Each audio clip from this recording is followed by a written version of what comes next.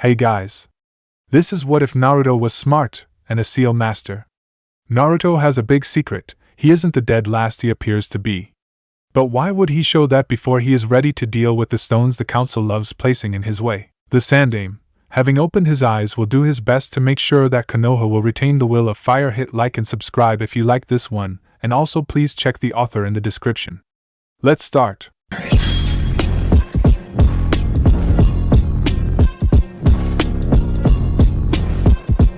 Chapter 1, Deception. A person clad in dark gray was rushing from one shadow of a house to another shadow.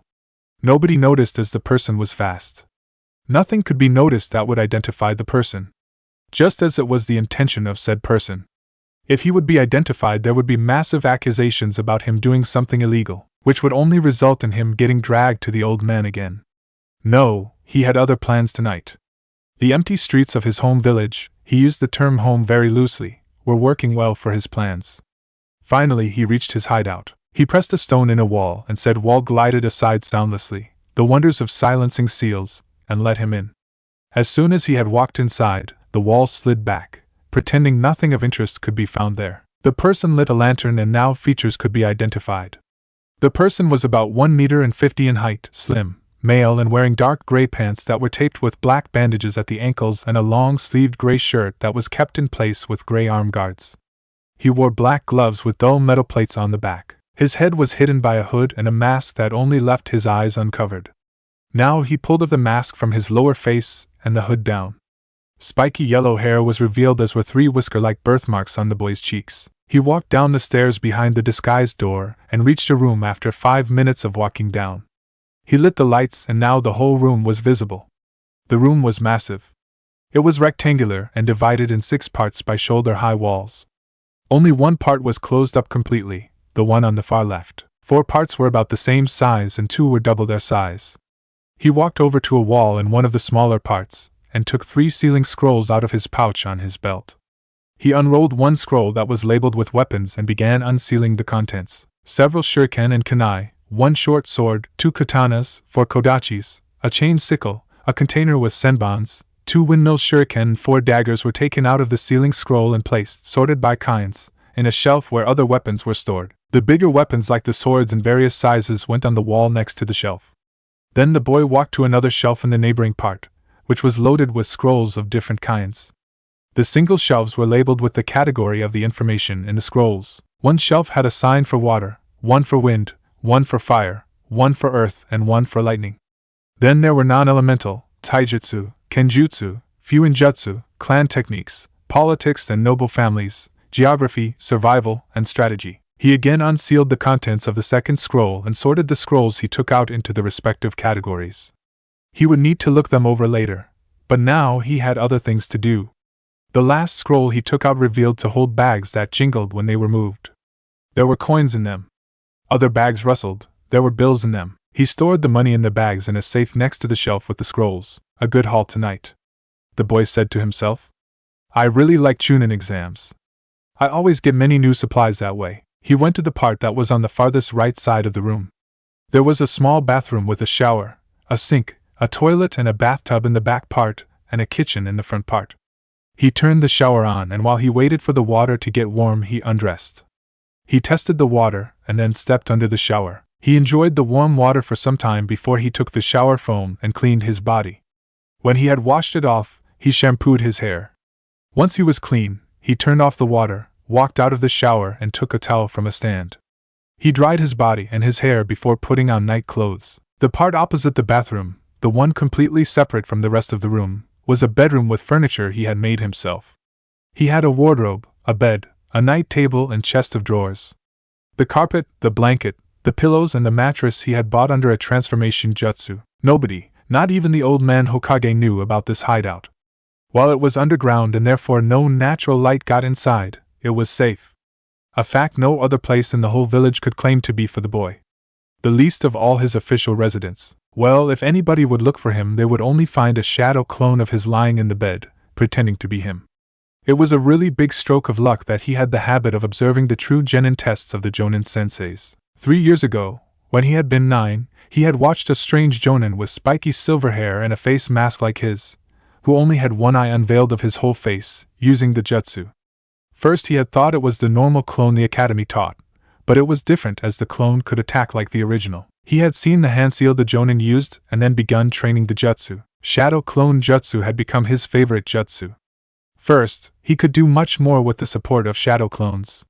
Second, he had found out after 2 weeks after finally managing to do the jutsu, that whenever one of his clones dispelled, he and the other clones got the memories of the dispelled clone. It had helped him in his training immensely. The village was completely against him, that much he knew since he was a little boy. There were perhaps a handful of people that didn't hate him outright. He didn't know how often he had been in the hospital because of their hatred. But he had found ways to avoid it. He knew the only way to not be beaten up anymore was getting stronger than the ones who beat him. He didn't care if he hurt them anymore. Those who attacked him were going to pay. But getting strong didn't happen overnight, and he also needed to cover all his bases to not be executed on orders of the council, his biggest enemies in the village. He had found out the reason for their hatred 5 years ago. He had become smarter after stealing scrolls and books from old, unused storages in the academy. In his mind it wasn't wrong what he did, it was simply to survive in this screwed-up village. While the Hokage was one of the few that didn't hate him and protected him, otherwise he was sure he would already be dead. He was too old and tired to do his job properly. He, Naruto Uzumaki, or rather Namikaze, even if nobody knew he had figured that out, was the container of the Kyuubi, the 9-tailed fox that had attacked the village on the day he had been born. And for some reason the whole village had been informed about that fact, and hated him for the connection with the fox, as if he had chosen to become the container of that demon. But no, they saw him as the fox. Stupid bastards. Even he with his self-taught knowledge and sealing knew that he and the fox were two separate entities. One day when he had been cleaning the storage rooms in the Hokage Tower after a prank, his only real way to show his frustration with the village, he had found a box with the kanji for fourth on it. He had freed the box of dust when a badly placed nodachi fell from an upper shelf and nicked his arm. Some of the blood from the wound dropped on the seal that kept the box closed, and the seal opened much to Naruto's surprise. He quickly bandaged the wound on his arm with the already ruined sleeve of his jacket, and then opened the box. He found a few personal things the Yondaime had left, a marriage certificate, and his own birth certificate which stated that his parents were Minato Namikaze and Kushina Namikaze ne Uzumaki. He had been shocked to find that out, but knew he only would have this one chance to see if his father and mother had left him something. For some reason the Hokage had lied to him that he didn't know who his parents were. He was hurt that the old man had lied to him, and decided to not tell him that he knew now. In the box were some documents for bank accounts. He saw that he should have inherited quite a fortune, the deed to a bit of land on the outskirts of Konoha. He would check the place out later, he decided, and some pictures of his parents. Those he took and hid them on his body. He guessed that if there was still a house left, much would be kept there. Checking out the place had been a really good idea. He found a small house, only the ground floor, first floor and a basement, but it was obvious that the one responsible for the interior had chosen it with love to detail. Finding the house had been difficult as it had been hidden with seals again, no wonder with his dad's reputation as a genius. But after 4 hours of searching he had found the seal that let him inside. He found a small shelf of jutsus, many notes on sealing with the Uzumaki spiral on them, a book about the Uzumaki clan of Whirlpool Country, and one about the Namikaze clan of Fire Country. By now he had read the 2 books and knew his clan's histories. It made him all the more resentful towards Konoha's general population. He should have been treated like royalty. Even if he would have been happy enough to be treated like everybody else. From the book of the Namikaze clan he found out that the daughter of the Nidaime Hokage had married the heir of the Namikaze clan, which made his father the grandson of the Nidaime, and himself his great-grandson. The Shodai was his great-granduncle. The only Hokage he wasn't related with was the Sandaime, and even the old man treated him like a second grandson. He was also related to the Shodai's wife, Mito, who had been born in Uzumaki and married Hashirama Senju in a political marriage to strengthen the bonds between Konoha and Izushio more than the distant relationship between the Senju and the Uzumaki already did. Mito Uzumaki had been his mother's grandaunt. He also had found both his parents' journals which informed him that since Mito, it had always been an Uzumaki who contained the Kyuubi. His mother had written how she had come to Konoha to take over for the old Mito. How she hadn't been ostracized for the fox as nobody but the Sandaime and the highest advisors knew of it. Why the hell hadn't they done the same for him? Why let the villagers know that he was a Jinchuriki? It made no sense. He lifted the blanket of his bed and climbed into the bed. He lay down after setting the alarm clock. He looked at the picture of his parents on the nightstand and smiled. He would have to be at the academy the next morning and he didn't want to get too much unwanted attention. While he maintained the image of an idiot, it was simply safer to let the villagers think he wasn't a threat until he was ready to just give them hell. He didn't skip classes unless he was thrown out. It had been the constant attempts on sabotage that had him develop his resentments against the village. If he could only get away. But he knew that wouldn't be allowed and he couldn't escape the ANBU. No, he first needed to get to that level. Let them all underestimate him. As long as the Hokage kept the worst attacks at bay, he would persevere. There hadn't been any serious attacks in 5 years. Logical as the most vicious attackers had always been the Uchiha, but with them controlling the military police there had been nothing done against them. Officially, if one of the attackers had been caught they had been disciplined, but unofficially he knew that they got away with it. He had been one of the few people to be happy about the Uchiha massacre. In his opinion, Itachi Uchiha had done a good deed killing them all. And he himself had also profited. He had already found his current hideout 3 weeks prior to the Uchiha massacre. It had been a big coincidence. He had run from another mob of drunken villagers when he had been looking for a hiding place in the narrow alley. He had leaned against the stone that activated the mechanism. With the stone being really low in the wall, it was no wonder that the place hadn't been found already, and had fallen back into the dark corridor, only for the wall to slide back. At first he had panicked in the dark, then he had calmed down and lit a match to see where he was. The lantern had been there already, and he had lit it to explore the place. The whole underground room had been packed with some creepy things. He had thrown most of them out after getting over his queasy stomach, and many useful things. Some of the things were horrible. Like body parts and glasses with some fluid to preserve them. Thankfully those had been really few. Perhaps 10 or so. The other things were much more useful to him. A shelf with some jutsu scrolls, some weapons, medical equipment, medical scrolls, information on poisons and the said poisons in bottles, and some machines he was pretty sure were used for torturing people. The machines were now stored in the second part of the room on the left side. He stored all the things he didn't really need there, but didn't want to throw away. Who knew when something could be useful, even if he didn't know if he would ever go into TNI. The night after the Uchiha massacre he had sneaked into the empty compound and had looked for any leftover scrolls or weapons he could add to his possessions in the secret room. He had found quite a lot of them, even if it could be nowhere near the whole amount of jutsus that the Uchiha had possessed. He had a big sack with him, and put them all inside. There was no way he would leave that kind of knowledge behind for the bastard village to profit from when the Uchihas in his opinion had to make up a lot to him. Thankfully no guards were placed around the compound so it was easy to sneak in there. They were all busy with hunting the culprit. In that night he had got 27 scrolls with jutsus of all kinds. Most were fire jutsus. He didn't want to risk getting caught by accident, and returned to his hideout. Over the coming weeks he had gone to the Uchiha compound twice more, but the cleaning crews had obviously already collected the remaining good things. Well, he had got a good haul himself and now had a lot of jutsus he could learn. With the scrolls of the hideout, his stolen scrolls and books from the academy, and the Uchiha scrolls he learned a lot about taijutsu.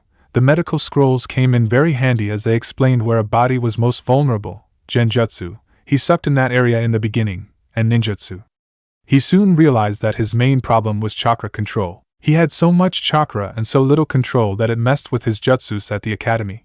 Thankfully there was a scroll that described all known chakra control exercises with the medical scrolls. He was really grateful to have found this place.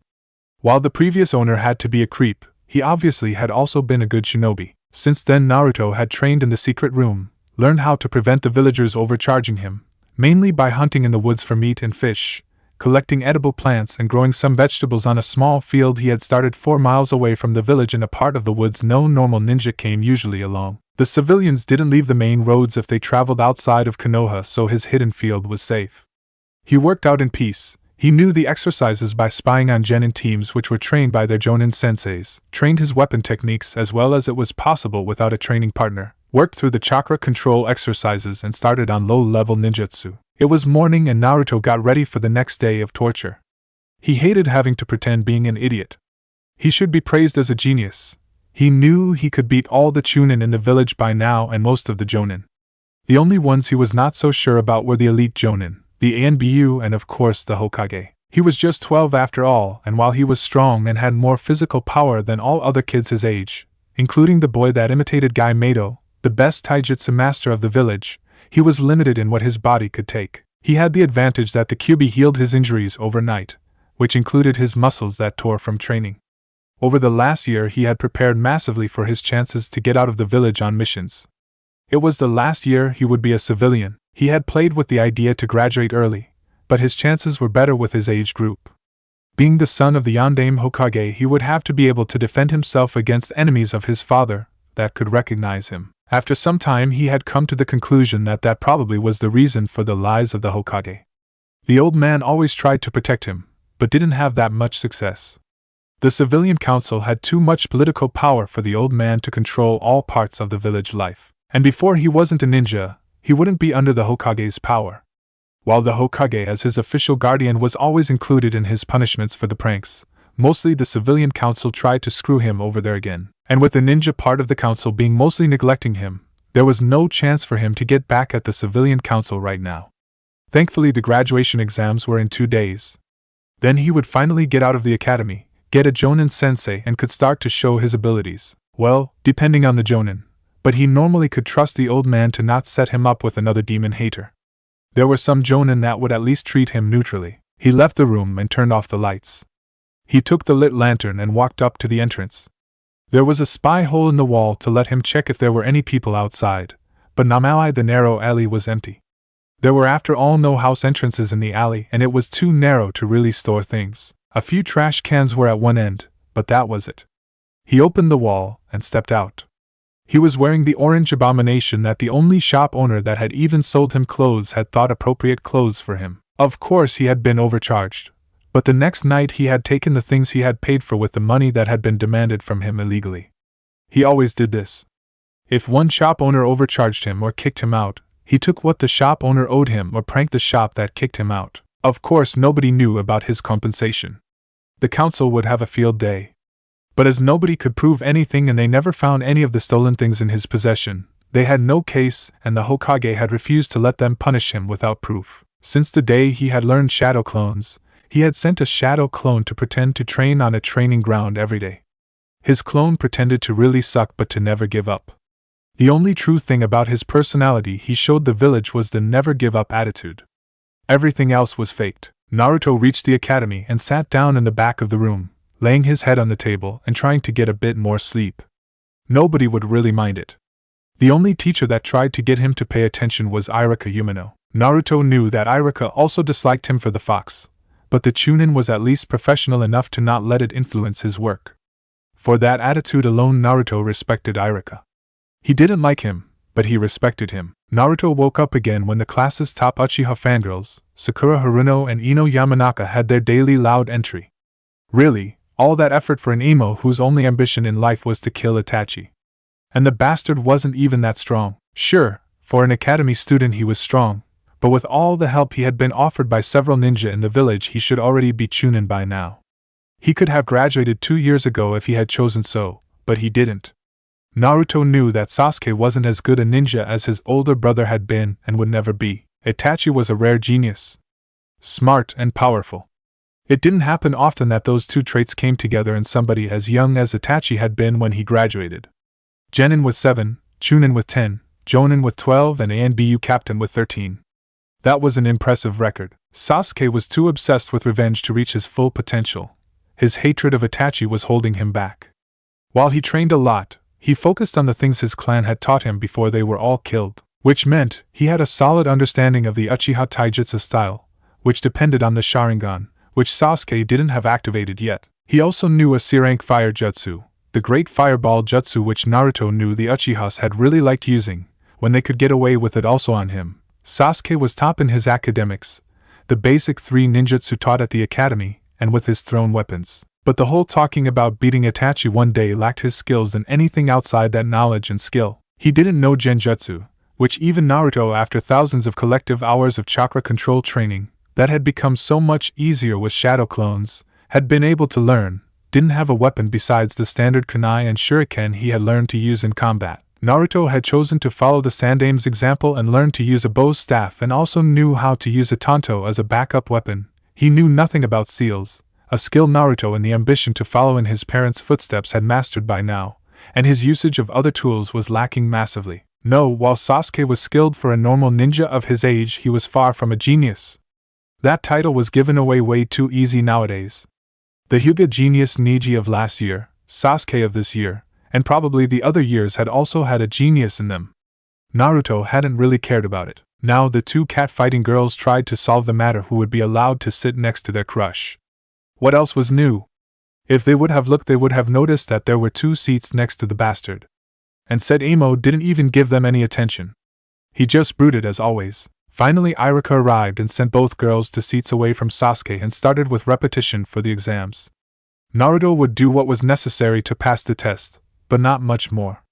He wanted to score low to be put on the same team as Sasuke, the only one that would be guaranteed to be passed. There was simply no way that the precious Uchiha would be allowed to fail his true genin exam. And to keep him happy, he would be assigned a strong jonin that could teach him a lot. Well, with Naruto's perfected espionage skills, he would get the same advantages once he got the team to pass. He knew a bit about the jonins that normally took on teams. To pass a test, he would only have to know which one he got as a sensei and act accordingly. He even knew what Kakashi Hatake, the strange jonin he had copied the shadow clone jutsu from, wanted from his teams. The man was a great believer in teamwork, not that hard to achieve, if he got the emo to cooperate to pass. The jutsu they were repeating today was the transformation. Well, Naruto had his own version which he used to embarrass Iruka. The sexy jutsu.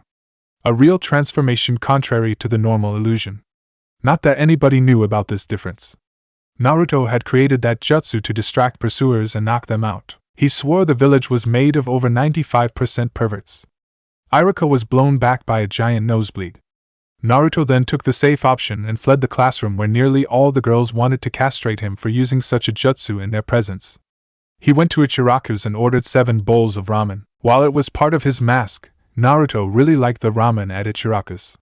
He disliked the packed ramen that the stores sold. He just had had too much of it when he was younger. It was the only food he could afford and cook with his limited skills. The ramen at Ichiraku's were better and healthier. He got some of the meat, fish, and vegetables his body needed from here. While there was a lot of salt in the broth, with the Kyuubi's chakra helping keeping him healthy, there was not much to fear. He had started hunting and fishing 2 months after finding the secret room, which gave the fox more nutrients to work with. His vegetable field then added to his diet once his efforts to grow vegetables bore fruit. Naruto learned how to live of the land. With the mild climate in Fire Country, he didn't have to fear about massively cold weather that would make it impossible to grow things. He also collected nuts and fruits from the trees and bushes in the forest to add to his diet. It showed in him finally having a growth spurt. When he had started at the academy, he had been one of the smallest children in class. Once he turned 9, he was one of the tallest. Understandable when he saw the pictures of his father. Minato Namikaze had been tall, while getting fresh milk and eggs had been a bit of a problem in the beginning. Once he had mastered the transformation jutsu, that problem had been solved. He went to buy the things he needed and couldn't hunt or grow in disguise and got them without a problem. He didn't buy everything he needed because he didn't want to give the people that hated him his money. He could do better things with them, like waiting for the merchant caravan that came to Konoha twice a year and buy the things he wanted from them. He had bought his new outfit, one that he would use once he became a ninja, during their last visit. In 1 week and 2 days, the day when the teams were assigned, he would present it the first time. Finally, it was the day of the graduation exams. Naruto answered just enough questions correctly to pass this part, and not get in trouble if he didn't do too well on the ninjutsu part. He didn't know how the teachers would take his clone jutsu. Weapon throwing and taijutsu he did average in. It was okay for him to beat a student from a civilian family with his street brawler style. He wouldn't reveal that he was proficient in both the Uzumaki and the Namikaze taijutsu styles. That would wait until he was sure nobody could screw him over anymore. Then it was time for the last part. Iruka announced that they would have to show the clone jutsu. Naruto sighed. This was definitely another attempt of the council to screw him over. It was well known that he was lousy at this jutsu. But with all his control training, he would be able to deceive them. He went into the room where Iruka and Mizuki were waiting to test him on the jutsu. Naruto, who wanted to graduate, concentrated hard to reduce the amount of chakra he used to the least possible amount he could manage. Clone jutsu. He shouted and a cloud of smoke appeared. When the smoke cleared, there were 20 Narutos that could just be called proper clones. The coloration was a little bit too weak, but they were workable clones. Naruto breathed out in relief. Iruka would accept this, even if it wasn't perfect. Well, that's a surprise, Naruto. There was no need to make so many clones. Iruka said, surprised that Naruto had managed to do the jutsu. He had never got it down before. Well, Iruka-sensei, I trained really hard for this jutsu, and somehow this is the least possible amount of clones I can make, and it is still really hard. Naruto said, rubbing his head embarrassedly. Damn that demon brat. This is an acceptable result. Iruka will pass him now, and I can forget my plan to use him to steal the scroll. I was sure he would fail. Mizuki mentally ranted. You definitely improved a lot. You pass, Naruto, even if you should still continue to work on this jutsu until you can make your clones perfect. They need a little bit more color. Iruka commented and held out a headband. Will do, Iruka-sensei, thanks. Naruto said, not even faking his happiness for graduating. Chapter 2, Secrets Revealed. During the night, Naruto was out to see if some stupid clan had thrown away old scrolls again. Really, for all the talks about keeping clan jutsus a secret, they were pretty lax with the scrolls that had their secret jutsu, and sometimes training techniques in them. Whenever the scrolls got too old to be used anymore, the clans had somebody copy the content of the scrolls, and then threw away the old ones. Instead of burning them directly, they threw them into the trash. Naruto, ever the opportunist, regularly searched the trash cans the day before the trash was collected and destroyed. That was the day the clans threw away those scrolls. Over the years since he had started to do this to even out the advantage the clan ninjas had on him, he had collected quite a lot of scrolls. Naruto now knew perfectly how to fight members of all clans in Konoha. He even could use the gentle fist. It was fairly easy with his vast knowledge of anatomy. While he couldn't see the chakra network without the Byakugan, a chakra strike to a vital organ or a muscle was still fatal for an opponent. And it added to his unpredictable taijutsu. After all, nobody would expect a non-Hyuga to know gentle fist. But before he could do his little raid, he got suspicious of a figure that left the Hokage Tower with a big scroll on his back. He decided to investigate. He made a shadow clone to continue his trash raid. There was no reason to not do both after all. He stayed in the shadows, his chakra suppressed to not alert the man he followed to his presence. Once he reached a clearing in the forest, the man stopped to gather his breath. That went well. It would have been better if I could have blamed the demon brat, but with the brat passing the exams, that plan got blown up. He mumbled. Naruto recognized the voice as the one of Mizuki, his teacher at the academy. So he had planned to trick him into stealing the scroll he had with him. It had to be important that he would risk the theft from the Hokage Tower. Naruto sneaked closer and positioned himself over Mizuki, ready to take him out. While Naruto was tailing Mizuki, the Hokage noticed that the forbidden scroll had been stolen and raised the alarm. Many were accusing Naruto, but an Anbu informed them that Naruto was sleeping in his bed at home. The Hokage sent his ninja out to find the thief and bring back the scroll. Iruka, who had taken to search in the forest west of Konoha, was really surprised to find Mizuki with the scroll. Never would he have thought his old friend would do something like this. Iruka didn't notice Naruto in the tree. Mizuki, what are you doing? He shouted enraged. Oh, look who found me, Iruka. What does it look like? I am taking the scroll to become more powerful than I could ever become in this shitty village. Once I have learned the jutsus in it, I will be invincible. Nobody will be able to stop me, and I will then sell it to the highest bidder. He said, sadly I can't have you tell my little secret, so you sadly have to die. Mizuki attacked Iruka with a windmill shuriken, which Iruka managed to dodge. The two started on taijutsu, where Iruka was definitely at a disadvantage. Oh, didn't the good little teacher keep up with his taijutsu training well enough? Mizuki mocked Iruka when he kicked him in the ribs and against a tree. Then he threw the next windmill shuriken at Iruka, who couldn't get up fast enough. But before the shuriken could hit, it was intercepted by a dark figure. Naruto had seen and heard enough to decide he wanted to thwart Mizuki's plans. And with his disguise there was no risk of being identified. Mizuki was shocked to see his attack didn't hit. Who the hell are you? What do you want? He yelled at Naruto. I hate traitors with a passion. That's all. Naruto said and threw the windmill shuriken he had caught before it could hit Iruka back at Mizuki with a lot more speed than it had before. Mizuki dodged the weapon. Ha, you missed. He mocked only to be hit from behind and feel the pain from being pierced by his own weapon. No, I didn't. Naruto calmly said, holding the end of a thread of ninja wire in his hand, which he had quickly tied to the windmill shuriken, and therefore been able to pull the weapon back on a new course. He took out a saban covered in a paralyzing poison and hit Mizuki in the neck with it. He passed out soon after from the blood loss. Iruka managed to get up, only holding his side a bit. Thank you for the help. he said. You saved my life. You're welcome. I think it would be best to get the scroll back to the Hokage. Can you walk on your own? Naruto asked. Yes, I think so. Only a few bruises, nothing serious, he said. By the way, who are you? I don't think I have seen you in the village before. That's a secret. If you want to have a name, you can call me Dark Phoenix. That's my codename, Naruto said. He had decided long ago that he would use that codename if he ever was seen. It was his best shot to be left alone if nobody knew what he could do. Dark Phoenix would be thought of as a secret operative of the Hokage, and nobody would make the connection to Naruto Uzumaki, the demon brat. Oh, I understand, Iruka said. In a ninja village, people with codenames were nothing special. Hell, the ANBU only operated that way. While Dark Phoenix seemed to be really young, there had been others that strong at his age. Naruto bound Mizuki with wire and asked Iruka if he could carry him as he had the height advantage. They walked back to the village, not being in a hurry after the culprit was caught and knocked out. And it would be easier on Iruka's bruises. Iruka was carrying Mizuki's knocked out body and Naruto had the scroll. When Iruka was briefly looking in another direction, Naruto quickly switched places with the previously made shadow clone. There was no chance he would pass the opportunity to copy the jutsus from the scroll. It wouldn't take long. Because of his ceiling training, Naruto could write really fast.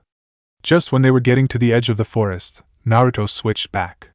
Nobody would ever know that he now had the forbidden jutsus of the village. The Hokage was really surprised to see an unknown ninja and Iruka Umino bringing back the scroll and having a knocked out and bound Mizuki Tuji with them. The masked ninja walked over to him and handed him the forbidden scroll back. Then Iruka started to tell what had happened. Hokage-sama, I caught up with the thief, Mizuki, in the West Forest, and after he told me he had stolen the scroll to learn the forbidden jutsus and sell the scroll to the highest bidder. Once he had done that, I attacked him. Over the fight, Mizuki managed to beat me in taijutsu, and I was kicked back into a tree. Mizuki didn't waste time to throw another windmill shuriken at me while I was down. I was sure that that would be my end when Dark Phoenix appeared and intercepted the windmill shuriken Mizuki threw at me. He then threw the windmill shuriken back at Mizuki, but he dodged. Mizuki gloated about having been missed, but Dark Phoenix had tied ninja wire to the shuriken and pulled it back where it hit Mizuki in the back. After that, he was knocked out by a saban that was obviously covered in some poison. He bound him with more ninja wire, and we came back here, Iruka reported. The Hokage was confused. He didn't have a ninja that went by the codename Dark Phoenix. But the boy was obviously strong and on their side. The scroll he had been given back was the original. So the boy didn't intend to steal it. Curious. He would have to ask the boy once they were alone. Thank you for the report and bringing back the forbidden scroll, Iruka. That was good work. I think it would be best if you went to the hospital and let them check you if there was anything worse than bruises done.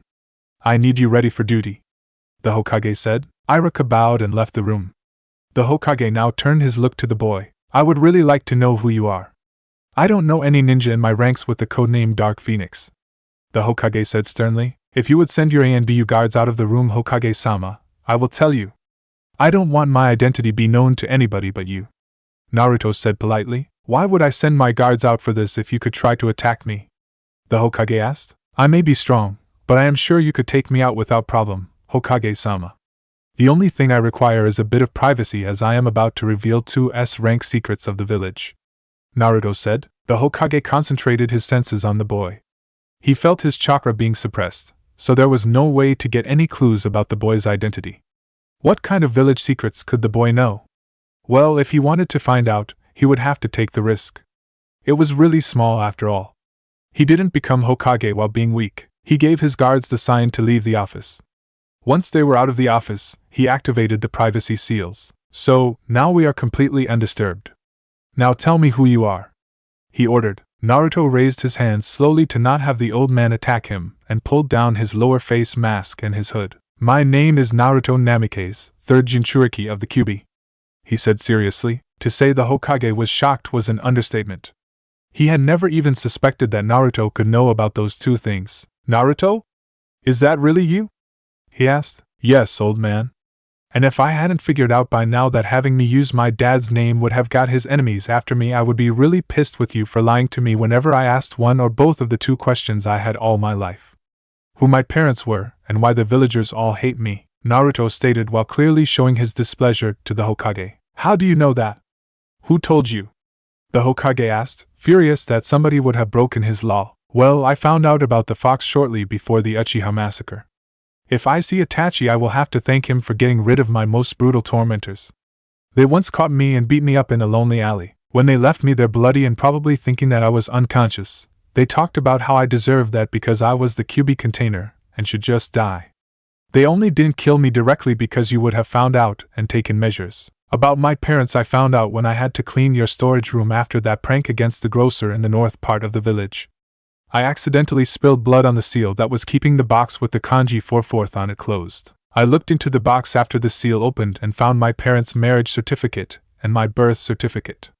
I found out about the location of their house and went there. Well, you can guess the rest of the information I told you, like that I am the third Jinchuriki for the fox when I say that I found both their diaries. Naruto explained. The Hokage looked sad. He hadn't wanted to burden Naruto with the knowledge of the fox at such a young age. You said you figured out my reason for keeping your heritage a secret. How comes you didn't do better at the academy then? From the reports I got, you just passed the exams. Congratulations for that, by the way. The Hokage wanted to know. Thanks, but think about it. What do the villagers fear more? A stupid and weak demon or a smart and powerful one? It was simply self-preservation. I am way stronger and smarter than everybody thinks. Naruto said. How strong? The Hokage asked. And how did you manage to keep all the training? You must have done a secret. I only saw you training sometimes in the training grounds, and then you didn't give the impression of being strong. That was my shadow clone, old man. I learned that jutsu by watching Kakashi Hatake test his team when I was 9. He had them fight against his clone in the True Genin test. I had memorized the hand seal and tried to learn that jutsu as it looked really useful, way better than the clone we learn at the academy, which I still have problems with even after thousands of hours of chakra control training. Naruto admitted. That damn jutsu just uses too little chakra. You can do shadow clone jutsu? You know that it is a forbidden jutsu? He asked. No, I didn't until now. I never had any problems except in the beginning when I dispelled too many clones after training at once. That was a terrible headache I got. You use your clones for training? The Hokage asked, interested. Sure. It's the best training method there is. At least for me. I can make 1,000 clones without ending winded. And with the memory transfer after they dispelled, they were perfect for me to gain skills, experience, and knowledge. Naruto said, shrugging his shoulders. But why didn't you tell me? The Hokage asked. I couldn't. If the council had any idea that I was getting strong on my own, they would have tried to stop me. I needed all the time I could get strong enough to just flip them the bird once I graduated. You know how they treat me. If I had shown my true skills, I would have been able to graduate earlier. That much I know you'd have done for me. But what then? A genin still isn't strong enough to be safe from a bunch of determined civilians, especially not if the council would try to make everything I did look like the fox did it, and there would have been the possibility of a jonin just failing the team I was on under the pretense of us not having the necessary skills. Then it would have been back to the academy, under the control of the civilian council, and then they would have known that I was stronger than they allowed me to become, and would have sabotaged me more. No, I needed to have at least high-level chunin skills to be sure to pass the real genin test for sure, or you then having a reason to keep me in the active duty roster even if the jonin on my team failed me out of hatred for the fox. While I haven't been beaten up since the Uchiha massacre, the civilians do all they can to screw me over. Shops overcharge me or just deny me service, parents tell lies about me to their children, teachers sabotage my education, and the hospital staff only treats me if you force them to. Hell, the only place I can go to eat is Ichiraku's. And I can't live from ramen alone, even if I pretended to do so. Thankfully I don't get the food a clone eats. Alone thinking about eating so much ramen makes me sick. I hate cup ramen, by the way. I only like the ramen at Ichiraku's. Do you really wonder that I couldn't trust anybody until I was out of the influence of the civilian council? Now that I have graduated and am a ninja, I am under your jurisdiction and you are one of the few people that don't hate me. Naruto explained. The Hokage understood. He had tried to help Naruto, but he was right. With the council having stolen much of the Hokage's power in the short time between Minato's death and his reinstallation, there wasn't much he could have done for the boy without being accused of favoritism and pushed out of the position of Hokage, leaving Naruto without protection. When Naruto had been found next to the bodies of his dead mother and dying father, Minato had only managed to get his final wish out, that Naruto should be treated like the hero he was for keeping the fox imprisoned. He hadn't told the villagers about Naruto's status, but it had somehow got out. His law came too late and the villagers were shouting for Naruto's death. You said you know about the true genin test? The Hokage asked, looking over his intertwined hands. Yes, my knowledge was also part of the reason I got results to just pass, at the bottom of my class. The only genin to be that is guaranteed to pass is Sasuke. The council will never allow for their precious last Uchiha to fail and order whoever will be his Jonin sensei to pass his team. That is the only possibility for me to surely pass. I know that Ino, Shikamaru and Choji will be put on a team as the three clans have had a bond over generations and are always on the same team if three of them are in the same graduation class. The next clan heirs are Hinata, Kiba and Shino. A classical tracking team, therefore they would normally be put in one team. Those 6 are the only ones in my class that also have the skill to pass the genin test for sure if they get fair senseis. So if I wanted to truly get out of the civilian council's jurisdiction, I needed to get on a team that was sure to pass, aka Sasuke's team. I hate the bastard, but I can push my feelings aside if it means you are the only one who can give me orders. To be honest, if I hadn't been sure that I would have been hunted down and brought back by the ANBU, I would have run away years ago. While I like you, with a whole village hating me, that was not a difficult decision. The Hokage seriously needed to make plans to get Naruto to stay in the village even after he would one day die. He was an old man. He knew that he would probably die before Naruto turned 18. He could understand the boy. He really could. But it was also important for the village to keep the Kyuubi there, and Naruto with his heritage shouldn't even think about leaving the village. This was all so screwed up. He had hoped that once the immediate grief for the fallen was over that people would get back to common sense. Sadly, the civilian council never accepted it. I see. As you know your heritage, what do you intend to do? He asked. I will keep it secret until the next Chunin exams. By the way, why did Konoha get to host them 2 times in a row? Naruto asked. That question had bothered him for a while. I won't ask how you know that they had been in Konoha last time and will be next time in 6 months. We would normally only have hosted the next exams. It was Kusa's turn originally, but their village couldn't get the premises ready in time, and then their leader fell ill. So they asked Konoha to take over as we have the possibilities to organize them quickly. The Hokage answered. Ah, I see. That makes sense. And even if you didn't ask, I will answer how I knew. I just noticed all the foreign shinobi in the village. The only reason for that amount was that we hosted the Chunin exams. Naruto explained. The Hokage nodded. That was logical. I have a request, by the way. Can you make sure that my team is assigned a sensei that isn't a demon hater? To ask for someone that likes me would be too much to ask, but having at least a sensei that would treat me neutrally would be a huge improvement to the teachers at the academy. With the exception of Irika sensei, while I know he doesn't like me, he was professional about things and taught me the same like everybody else. I can live with that. Naruto asked. I will see what I can do. What I would like to know how you came up with the codename Dark Phoenix. The Hokage asked. Well, a phoenix is a mythical bird that doesn't really die, but is always reborn from the ashes. Phoenixes are associated with the light and pureness. A dark phoenix also is reborn from the ashes when it dies, but it is not the same bird. It is more like a reincarnation instead of the rebirth of the same bird with the same character. I can't be pure, the village made sure of it, but I will not just die. I will rise from the ashes again, and nothing they throw at me will keep me down. Naruto stated. The Hokage nodded. I think we still didn't settle the matter of your level of strength. What do you think where you would rank? The Hokage asked. Low to middle Jonin level on a pure skill level. I only missed the body for taking on high level Jonin. That will have to wait until I get older. I have seen pictures of Dad. I should normally get a similar stature like him when I grow up. Naruto replied. Are you sure about that? The Hokage asked, shocked. Yes, I have a repertoire of over 100 ninjutsu, 10 genjutsu, which were a pain in the ass to learn, by the way. Damned fox messing with my control. I'm proficient in both my clan's taijutsu styles. I can use a bow staff and a tanto really well and know how to use most weapons at least a bit if I ever need to. I am a fuinjutsu master and a poisons and anatomy expert. I guess that should be more than enough to qualify for Jonin level strength. The only thing I lack is experience. That's why I said I was low to middle Jonin level on pure skill levels.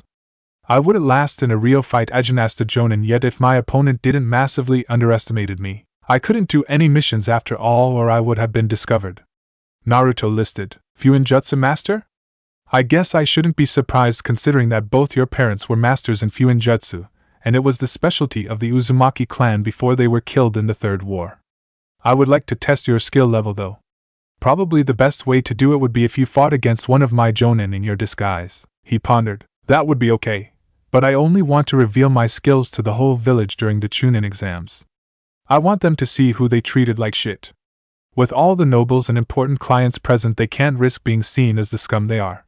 Naruto stated, Okay, be at training ground 61 tomorrow morning at 10. I will be there with the jonin I have in mind to test your skills. The Hokage said, more than a little bit worried about the obvious loathing Naruto held for the majority of Konoha. Okay, old man, good night. Naruto said and put his mask and hood back on. Good night, Naruto, and this was really good work. You will be paid for your help in catching Mizuki. The Hokage added, Thanks, I can use the money. Naruto said and left the office. Chapter 3, Skills Test. Naruto stood in his disguise at training ground 61 and was looking around. He was early by 15 minutes to have a look around. The training ground had been guarded by 2 Chunin, which meant it was special. Only the ANBU and Hokage training grounds were guarded. Naruto hadn't cared about the guarded training grounds before. The only one he had been interested in besides the open ones that were farthest away from the village had been training ground 44, better known as the Forest of Death. After each Chunin exam he had sneaked in there to see if he could find things that would help with his training, like weapons that were still usable, scrolls and money. He reasoned the dead didn't need them anymore. In the beginning he had felt slightly sick at doing it, but with the animosity he was shown by the villagers he needed some source of weapons, and those would only rust if they were left there for too long. So he had started when he was 9 to go into the Forest of Death when the second part of the Chunin exams was over. He had found out that it took at least 3 days before the cleaning crews went through the forest to get the remaining corpses. He guessed they had too much to do with organizational things. So he normally spammed the forest with his clones to find those that had died or other leftover weapons. Mostly they were perfectly workable still, some needed sharpening, but that was no problem. In 5 hours he normally was finished and had collected all the usable things. The only problem in the beginning had been the transport. He couldn't use sealing scrolls in the beginning. That had been the starting point in finding a way to easier transport weapons in the future. He had found in one of the books at the academy that there were sealing scrolls, but he knew he couldn't get one for him because the shopkeepers would never sell him one. So he needed to learn how to make one himself. It took him 3 months to find the necessary books about sealing and then training that specific seal, but he did it. 1.5 years later, when the Chunin exams were in Konoha again, he had the equipment and skill to seal weapons on site. His most prized find was a chakra-conductive tanto.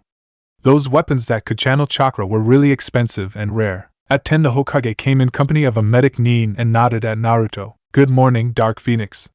Good to see you are on time. I have organized for one of my elite jonin to test your skills. He should be here in 10 minutes. This is Arida, he will be on standby to heal you and your opponent if necessary. The Hokage explained. Good morning, Hokage-sama. Naruto answered with a bow, keeping up his disguise. That will be great. Who will be testing me? He asked. My son Asuma Saratobi. The Hokage answered. Naruto nodded. He knew Asuma from some of his visits to the Hokage. While the bearded jonin had been out of the village for some time to protect the fire daimyo as one of the 12 ninja guardians, he had returned some years ago and become a normal jonin for the village. He waited with the Hokage and 9 minutes later Asuma arrived. Good morning, Dad. Why did you call me here? Asuma greeted. Good morning, Asuma. Thank you for coming. You are here to assess the skill level of Dark Phoenix here. I have an overall idea what he can do, but there is nothing better than a fight to see what he can do in a real situation. From our estimation he should be around high Chunin to low Jonin level. The Hokage informed his son. Dark Phoenix, never heard of him. He said, observing the boy. He doesn't seem too old. He said, no, he isn't. He has trained in secret to not gain unwanted attention of different fractions in the village. The Hokage said meaningfully. Asuma assumed he was talking about Root and the council that liked to manipulate young talented ninjas to their liking. Okay, what kind of test do you want to have? An all-out fight or going by disciplines? Asuma asked. I think we should go by disciplines. Is that okay with you, Dark Phoenix? The Hokage asked. Of course, Hokage-sama. Naruto answered. With which part should we start? I think I would like to see how you work with weapons first. Asuma himself is a skilled weapon user, so that would be a good starting point. Naruto nodded and unsealed both his tanto and his bow's staff. The tanto went on his shoulder, and the staff stayed in his hand. Asuma took out his knuckle knives. They watched each other, assessing the stance of their opponent. Then Naruto sprang into action and raced at Asuma. The Hokage was surprised by the speed Naruto showed. That was definitely Jonin level speed. The only Jonins to be faster would probably be Guy and Kakashi. Asuma was ready and blocked the strikes of the bow's staff with his knives and fought back. Both weapons clashed time and again.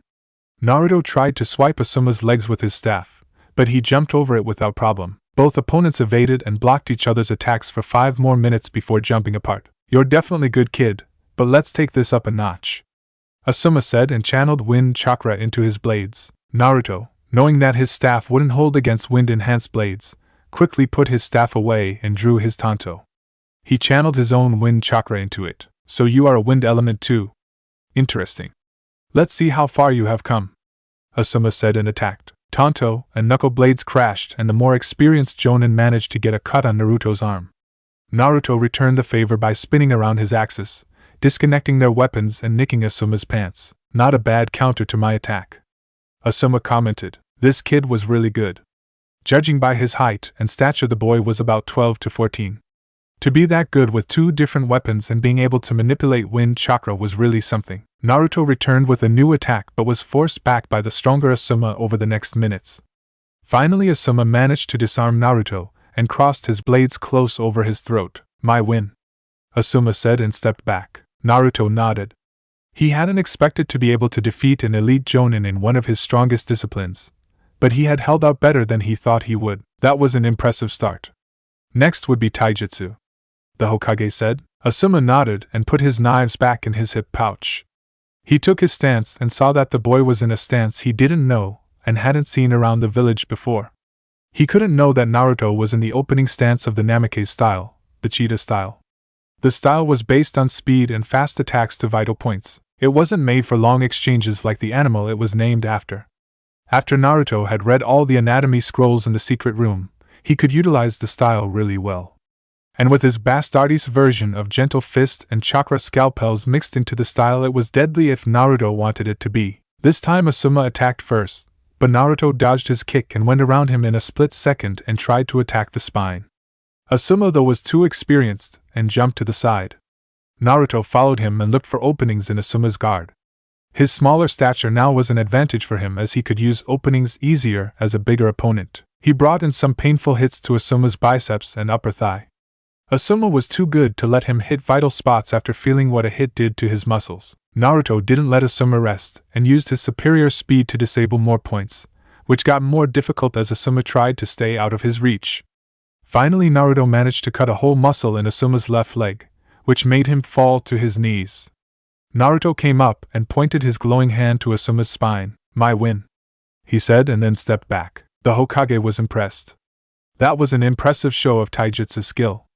And that speed reminded him a lot of Minato. But Naruto seemed even better than his father at the same age. And how did he manage to get Asuma's muscles hurt? That looked like gentle fist, but Naruto couldn't know it. The Hyuga kept those secrets within their clan. "Very good, Dark Phoenix.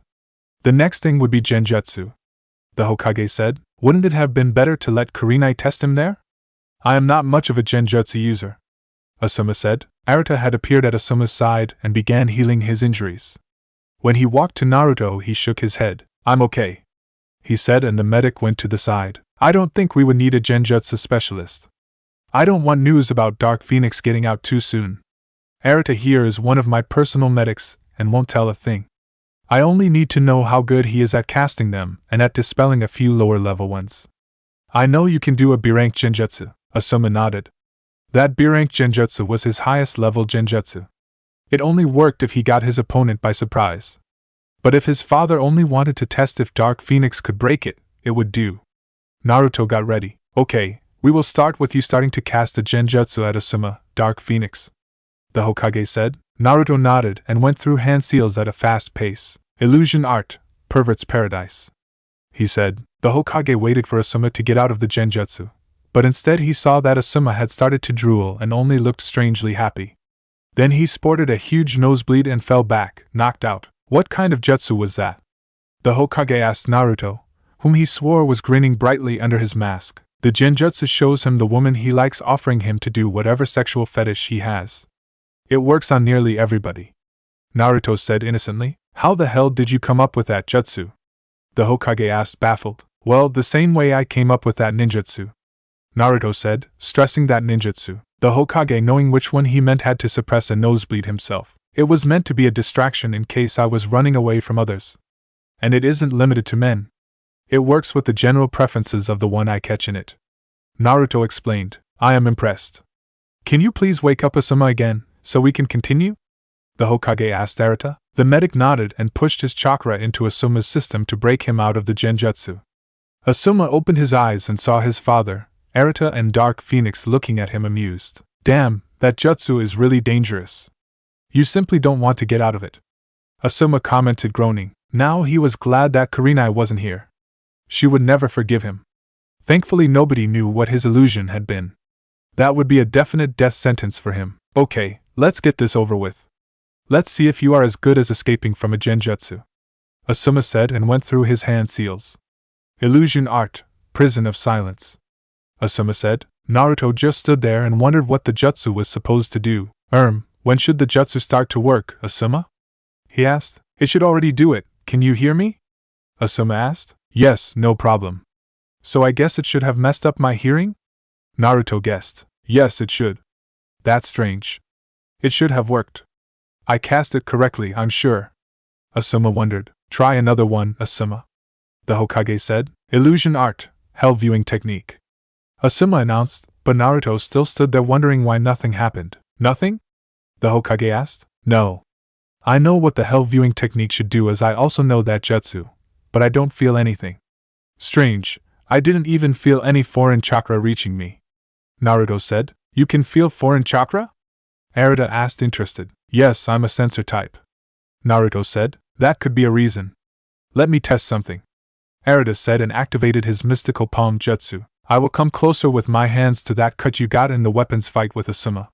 If I am right, something should stop me, Arata said. Naruto nodded and held out his arm. It was already healed by the Kyuubi, but he wouldn't inform Arata of that fact.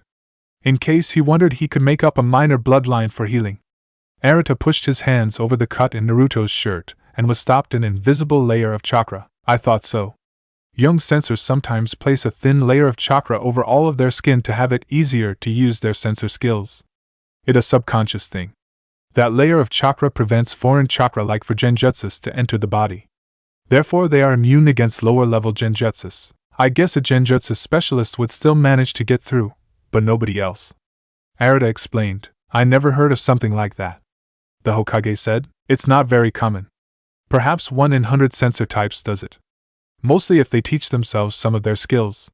If they have an experienced sensor to teach them, it normally doesn't happen. Tsunade-sama found this anomaly during the Second Shinobi World War because one on her team had that immunity to genjutsu, and she wanted to know if it was possible to teach it to others.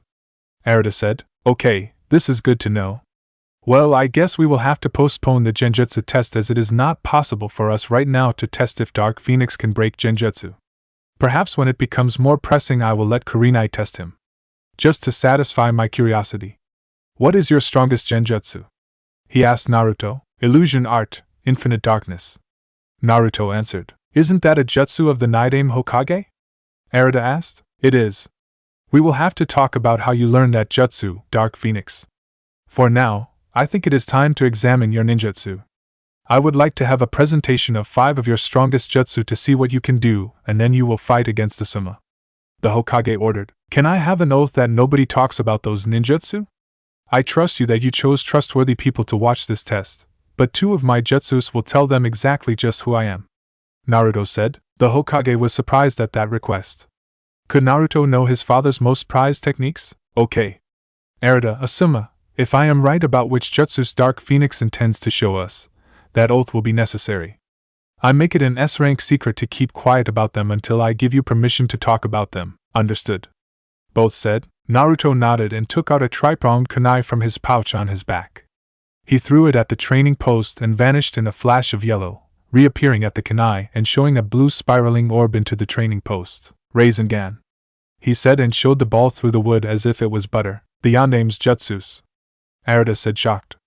Flying Thunder God and Rasengan. Asuma gave a very good impression of a goldfish. He never had even suspected that the Yondaime could have had a son. That seemed to be the only plausible explanation for this boy to know those jutsus. Naruto flashed back to his original position and went through a series of hand seals. Water release, water dragon bullet, he said, and manipulated water from the river into a water dragon that hit the training post, which already had a hole from the Rasengan. The post was blown away from the powerful jutsu. Naruto waited until the water had settled down and went through his next series of hand seals. Wind release, Twister's fury. He shouted and made 3 tornadoes that blew towards the river and sucked up the water, making them even more dangerous. Then Naruto made his last hand seal, Shadow Clone Jutsu, he said, and created 50 shadow clones. Shit, was Asuma's only comment. The Hokage was very impressed. He wouldn't have thought that Naruto had that kind of strong ninjutsus in his repertoire. He would be a force to be reckoned with in the future. This only made it more imperative to keep the boy in the village. He needed to choose a good Jonin sensei with whom the boy could bond. It was only one real option there. While Naruto would only stay a genin for 6 months with skills like his, those months needed to be used to start positive bonds to the village. He couldn't take care of that through his teammates. He would be paired with Sasuke Uchiha. Naruto had said himself he had intended to do that to make sure the team passed, and Sakura Haruno. He hoped it would be okay, but perhaps he should ask Naruto about his opinion about Sakura first. He didn't want to anger him even more than he already was. The following fight with Asuma showed that Naruto had a wide range of ninjutsu he could use. Especially his use of replacement and body flicker was fantastic. Asuma didn't manage to get a hit in as Naruto changed places so fast. Together with his speed, he could honestly say Naruto was high Jonin level in ninjutsu. He knew how to do the jutsus and when to use them in a fight. Finally, he gave both the signal to stop. Damn it. To have to work like that against a kid his age, I really should start training more. Asuma commented. He had been spammed with clones and tricked by transformations. Mixed with the constantly moving Naruto and his higher level elemental jutsus, it was damn hard to get the kid. If he would use his other skills, Asuma didn't doubt he would be able to go up with Jonin in a few months of real missions. He had noticed that while the kid was good, he made mistakes that someone who had been on 100 missions or so wouldn't make. This meant this kid was a rookie. His opinion rose even more after that revelation. Let him do a few C-rank and B-rank missions and he will be ready to become Jonin. There were a few rookie mistakes that you only get corrected through experience. You should, for example, not wait to see if your jutsu really hit an opponent and neglect your surroundings. Your sensor ability helped you out there, but you should have been more on guard in those situations. Asuma told Naruto, who nodded. I will remember it next time, Asuma. He replied. Okay, the next part is Arata's specialty. I would like a bit more about your knowledge in poisons, the Hokage said. Naruto nodded and went over to Arata. Meanwhile, Asuma talked to his father. He is really good. How did you train him and where? I wouldn't have thought you could hide the Yondaime's son for 12 years. Asuma asked. Well, even I don't know how he trained. I didn't know he was this strong before he told me some days ago when he brought back the forbidden scroll that Mizuki had stolen. The Hokage answered. You want to tell me that kid learned all that on his own? Where would he get the jutsus? Asuma asked. And why didn't you teach him? I would have thought he would have got special training regarding his father's enemies. I wanted to, but the political situation after the Kyuubi attack was extremely shaky. We had to fear that IWA or Kuma would use our weakness to kill him if they knew who he was. So I hid him away. I couldn't have the villagers talk about him even existing. If he had got special training, people would have asked why, and I didn't want to let Danzo or one of the other idiots know about him. The civilians would have pestered me with the Ciari nonsense, even if he doesn't have a bloodline limit, made marriage proposals for their daughters to get more power, and similar things would have happened to the ninja clans that would have fought to raise him to increase their power. The Hokage explained. That makes sense. But it is fishy that he could get this strong on his own with nobody noticing. Asuma admitted. Indeed. I will have a long talk with him how he managed it, but I guess he will keep a lot secret. There are certain reasons he informed me about his skills a few days ago, but they are classified. Now let's see what Arata says about his knowledge about poisons. And then I will ask him to show us some of his seals. He said he was a seal master, so I am curious what he can do. Asuma just nodded. Okay, I think that will do for now, Dark Phoenix. You have a very good foundation in your knowledge. If you continue your studies there, you should reach proficiency in a year or so. Arata said. So what is your verdict? The Hokage asked. He has good knowledge about poisonous plants and animals from which he gets his ingredients for the poisons he uses. His techniques to mix those poisons are good. But his knowledge is limited to paralyzing and lethal poisons. If he wants to go further in the area, he needs to branch out. I estimate he is a solid high chunin level in his skills here. For his age, that is still impressive. I don't know many ninjas that are all-rounders like he is. He should be able to take B-rank missions without too much problem and an experienced team as support. Arata said. The Hokage nodded. There was no way he would let Naruto take A-rank missions in the near future, even if he was skilled. But his team would need to be trained properly so they could send them on C ranks after a short time. Okay, then if I didn't miss anything, only Fuinjutsu is left. The Hokage said. Naruto nodded enthusiastically. He loved Fuinjutsu. He took out some seals he had brought with him to show the Hokage. Okay, these are some of the seals I prepared to show you, Hokage-sama. I think they are some of the most useful in the field. This is a modified explosive seal. It first sends a chakra wave out that imitates killing intent, then the explosion goes off. The intention is to briefly paralyze an opponent with the Ki to keep them within the range of the seal. The next one is a combination of a storage seal and an explosive seal. The weapons stored in the storage part are shot out by the explosive part, and can surprise an opponent who doesn't expect to have to dodge weapons. The seal can be prepared in two ways. First, you trigger it with your own chakra from a certain distance, or second, you involve a perimeter seal that reacts to foreign chakra. It has a range about 20 meters. He then took out another type of seal. This is a modified chakra storage seal. You can store chakra of a certain type, like water or fire chakra, in here and release it when you need it. You would only have to meld the chakra into a jutsu after that. Do you mean, with those seals, ninja could use jutsus of an element they normally can't use? Asuma asked. Yes. Of course, they would need to know the hand seals for the jutsu and meld the chakra, but the elemental manipulation would be taken care of. Naruto said. Fantastic. That would make fights much easier. You would be able to prevent being caught at a total disadvantage. With my element wind and knowledge in fire jutsus, I would have problems with water types. If I had some earth seals, I could take care of that problem. Asuma mused. But how do you load them? Don't you need the elemental chakra first to charge them? That was a problem in the beginning until I came up with chakra converter seals.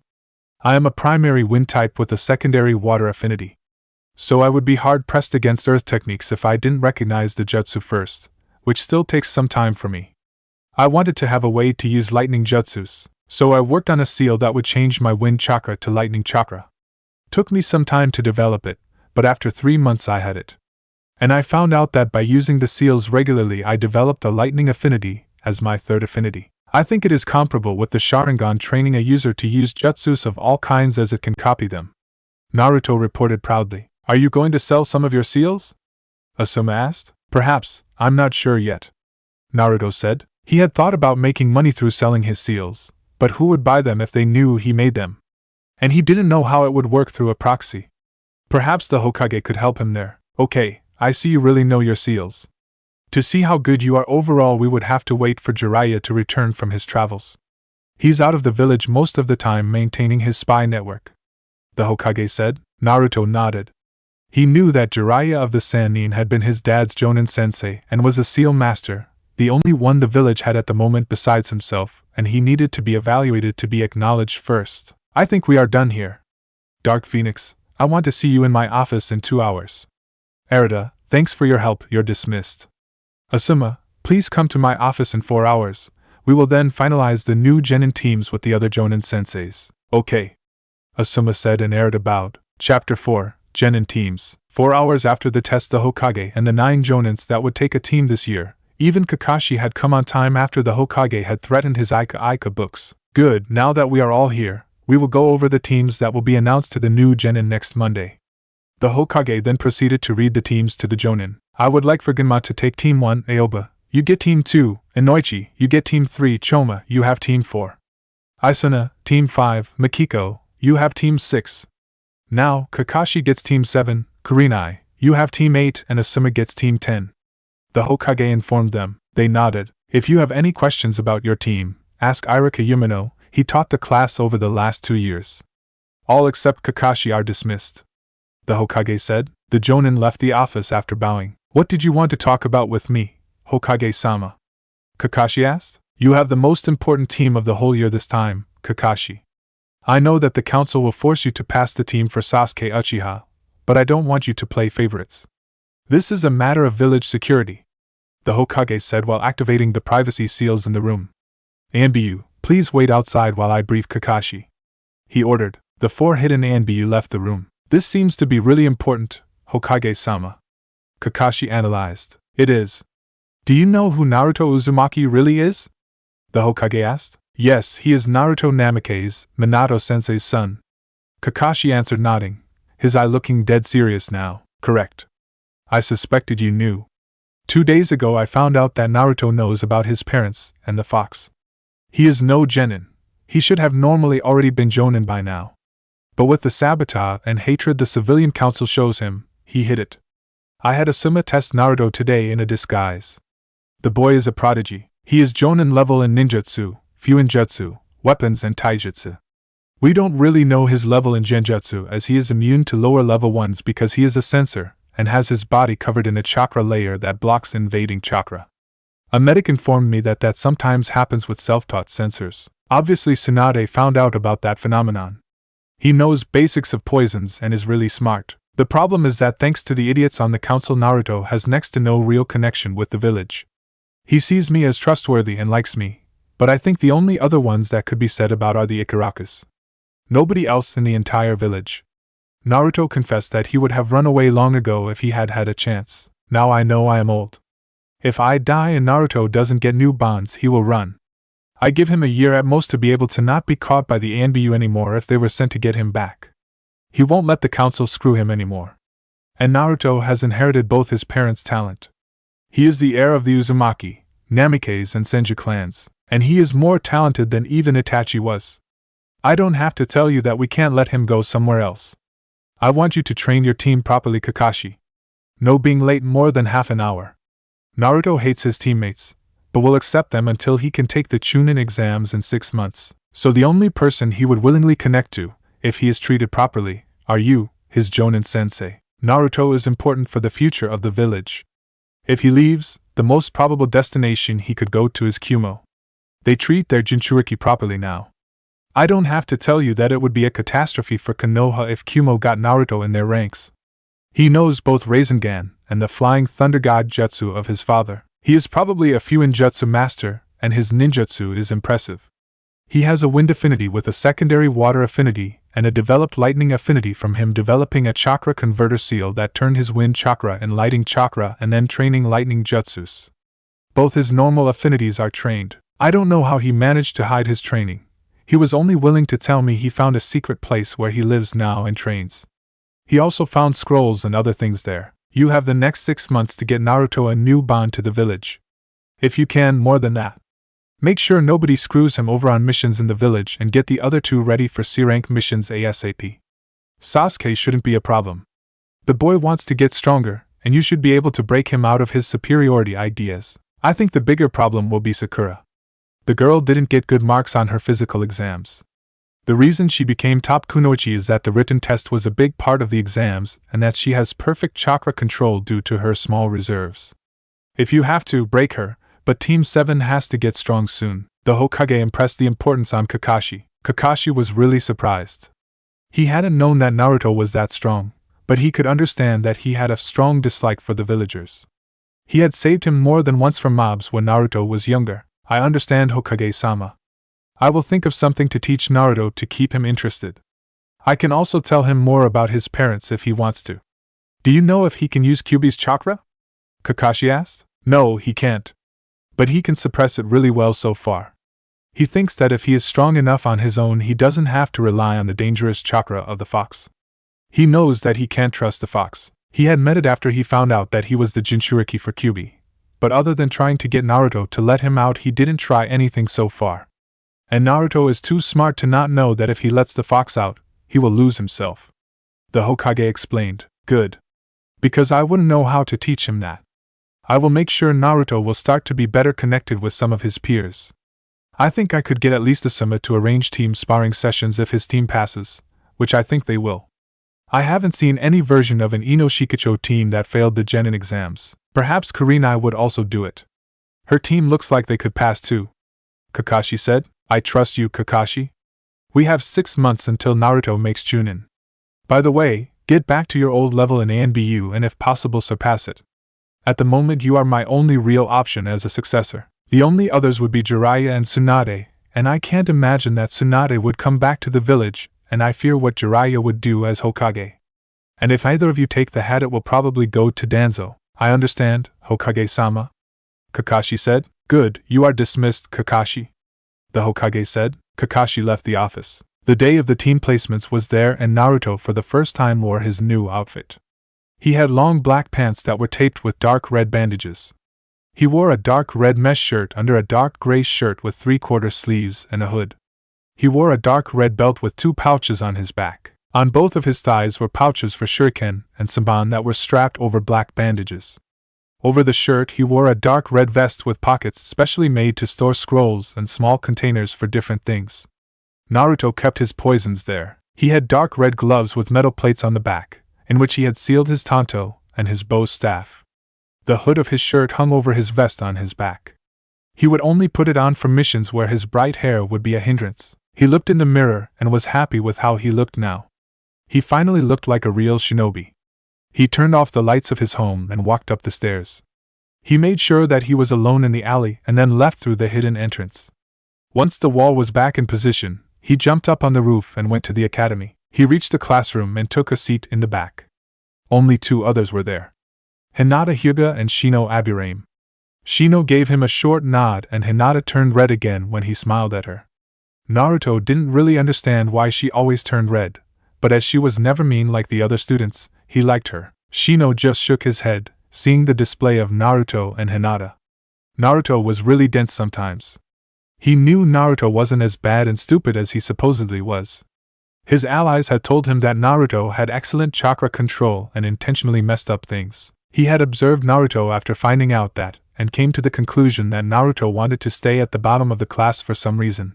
He didn't know his reason, but he respected Naruto's privacy. Hinata was really hard-pressed to not faint when Naruto walked into the class.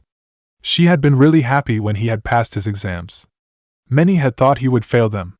Now he wore some new clothes and he looked really good in them.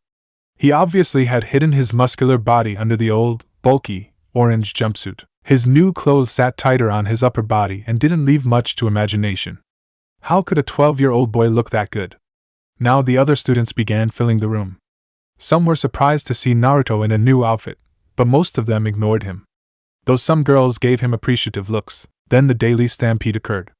Sakura and Ino raced each other to the classroom to decide who would be allowed to sit next to Sasuke. Stupid, really. They were kunoichi now, they should act like it. Once they had entered the room they fought who had won. Naruto had enough. He had watched that embarrassment of kunoichis too long. He quickly threw a saban at each of them and hit both their thighs. They looked shocked, then they had problems moving. What the? Ino asked, then she couldn't move her lips anymore. Finally they are quiet. Naruto mumbled. Only Shino and Hinata had noticed that he had thrown the senbons at Ino and Sakura and were impressed with his accuracy and the obviously paralyzing agent on the senbons. When Iruka came into the class, Ino and Sakura were still paralyzed. Naruto mentally counted down for the poison he used to lose its effect. It should only hold for 30 more seconds. It was only meant to paralyze for 5 minutes. More than enough time in a one-on-one fight to take out your opponent. What happened here? Iruka asked. Well, Ino and Sakura fought who would sit next to Sasuke, then they were hit with a saban each and were paralyzed. A girl informed Iruka. Who did this? Iruka asked. Naruto raised his hand. Don't worry, the effect only lasts for 5 minutes, Iruka-sensei. They should be back to normal in 3, 2, 1 now. Naruto said. True to Naruto's words, Ino and Sakura stumbled when their muscles reacted again. In 2 minutes they are back to normal. Naruto said disinterestedly. Why did you do that, Naruto? Iruka asked sternly. They were too loud and an embarrassment for every kunoichi that takes her profession serious. I just wanted to show them what can happen if they don't keep an eye on their environment. They didn't even think to pull out the senbons as soon as they hit them. That would have shortened the time the poison worked. Naruto said without remorse. The whole class looked shocked. Naruto had never behaved like this. He had always been a goofball. Not this serious. The most surprised was Iruka, who started to have doubts about their assessment of Naruto's skills. Over the years he had lost his hatred for Naruto. He had understood that Naruto wasn't the fox and never treated him worse than his other students. He even admired how the boy persevered despite the hatred of the villagers. Nonetheless, it's wrong to attack your comrades, Iruka said. That wasn't an attack. That was a rescue mission for the ears of those that have sensitive hearing and easily get headaches. If I would have wanted to attack them, they would be dead now, Naruto countered. I would just have had to use a deadly poison instead of a paralyzing one or aimed at a vital point. With their reaction times, they would be dead before help would have arrived. Iruka couldn't say anything against that. Naruto was right. He could have easily killed them. He wondered why the boy had changed so dramatically. Well, sit down, Ino and Sakura. We will start with the team placements, Iruka said. Grumbling, the two girls took seats, ironically on both sides of Sasuke. Iruka gave his class a speech how proud he was of them for graduating and how the real life of ninjas now waited for them. He told them to do their best, and then proceeded to read out the teams. Team 7, Naruto Uzumaki, Sakura Haruno. With that, Sakura's head crashed onto the table and Ino mocked her, and Sasuke Uchiha. Sakura cheered. Take that, Ino pig. True love conquers all. She shouted loudly only to be hit with a Sandaime again. This time in her shoulder. She turned around to shout at Naruto, only to be paralyzed again. Don't worry, that will take 5 minutes to wear off again. You can continue, Iruka-sensei, Naruto said, shaking his head at Sakura's idiocy. He had told her to first take out the Sandaime. Iruka just shook his head and wondered about the display of accuracy from Naruto. That point was where normally a vein was. Did he know anatomy that well?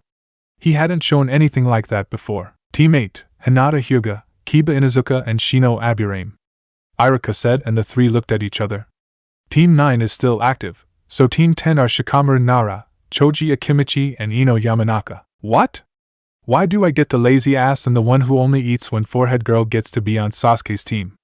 She ranted, only to be hit with another Sandaime into her hip. She grabbed the Sandaime and pulled it out, and turned angrily to Naruto. But she couldn't even start her rant because she was paralyzed. Better. 3 minutes. At least she remembered to take out the Sandaime quickly. Naruto commented. Naruto, please refrain from paralyzing your comrades.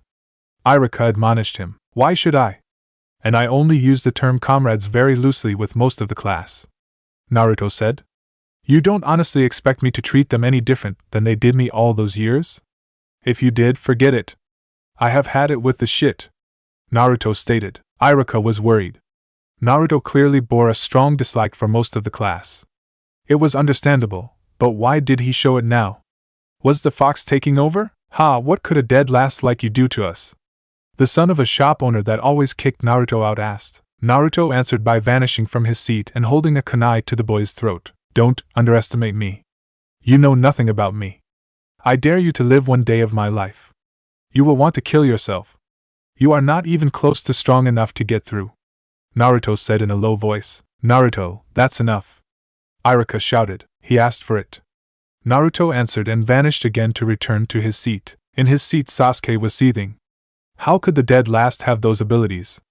Only he and Uchiha should have them. He was the rookie of the year. Normally Sakura would have yelled at Naruto to stop trying to be cool, but she couldn't. The poison still worked. Then Ino's paralysis stopped. She first wanted to yell at him, but thought better of it and sat down. Twice having been hit with senbons and being paralyzed was enough. And Naruto would obviously do it again if he felt they were too loud. Half an hour after the other teams had been taken by their Jonin Sensei's Team 7 still sat in the classroom. Sasuke was busy glaring at Naruto, Sakura was mooning over Sasuke and Naruto was drawing in a notebook. He was working on a new seal and everything was better than having to deal with his so-called teammates. Then the door opened and a silver-haired man with gravity-defying hair came in. Naruto looked up. He recognized the man. He was the Jonin he had copied the shadow clone jutsu from. He was Kakashi Hatake, one of the best Jonin in the village. His dad's old student. It seemed like the Hokage had kept his word and given him a sensei who wouldn't hate him for the fox. Kakashi had to know about sealing and perhaps he even knew that he was the Yandame's son. My first impression, you are boring. Meet me at the roof in 5 minutes, he said and disappeared in a cloud of smoke. Sasuke and Sakura stood up and walked out of the room. Naruto waited a moment and then followed. If there were traps on the way, the two idiots would trigger them. He would stay alert. It was always better to be on guard and over the years it had become second nature to him. He heard cursing in front of him. Obviously, Kakashi's lateness had had a reason. True to his suspicions, Sakura was trapped in a sling of ninja wire around her feet and dangling from the ceiling. Sasuke was pinned to the wall with 2 shuriken through his sleeves. You really should listen better. I told you to always be on guard.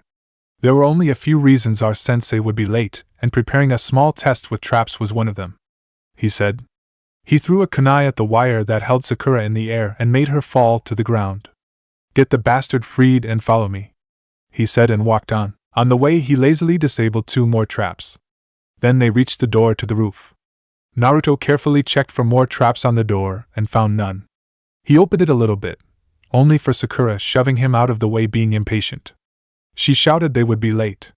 Naruto threw himself down when he felt projectiles coming at them. Sasuke, who had seen that there would be traps to expect, followed Naruto's example. Both avoided being hit. Naruto rolled out of the line of fire and was ready to defend himself in case of an attack. He saw that Sakura was pierced by 5 senbons and whining. Sasuke behind him was also ready for another attack. Well, my second impression is, we need to work on your speed in disabling or avoiding traps. You are late. You needed 6.5 minutes to get here. But I have to acknowledge that you at least got here as a team. Even if the girls shouldn't have got that impatient. Better being late than dead. If I was an enemy, I could have killed you easily. Which leads us to my next question. What was your first mistake? Kakashi asked, looking sternly at them. Taking the route you expected us to take. We could have avoided this by using another route. The best way would have been if we had used chakra to stick to the wall and climbed up here. But as 2 of us don't know this exercise and we are supposed to be a team, we had to take the only other route. Naruto said. Correct. That exercise will be one of the first things you will learn during your time as genin. That is if you manage to become genin. Kakashi said, I smiling. What do you mean, if we manage to become genin? We graduated, so we are genin. Sakura said. No, not yet, but I will tell you about that later. Sit down. Kakashi instructed them. He pointed at 3 benches in front of him. The 3 sat down with Naruto checking the underside of his bench for traps but not finding any. Kakashi nodded appreciatively at Naruto's action. For now I want you to give me a short introduction of yourselves. Name, age, likes, dislikes, hobbies and dreams. Pinky, you start. Kakashi ordered. Sakura looked confused. How should we do that, sensei? Couldn't you start to give an example? She asked. What does shinobi rule number 3 say? Blackie. Kakashi said, ignoring Sakura's question. A ninja has to always follow a direct order of his superior. Sasuke answered. Correct. Kakashi answered. Sasuke was impressed with this jonin. He clearly knew what he did and had a no-nonsense attitude. Perhaps this would work out well. He would see how strong he was. So, Pinky, I gave you a direct order and I expect you to follow my orders or you should just quit being a ninja. Sakura nodded, intimidated by Kakashi. Yes, sensei. My name is Sakura Haruno. I am 12 years old. The thing I like, more the person I like is... She looked at Sasuke and blushed. My hobby is... She again looked at Sasuke and blushed harder and giggled.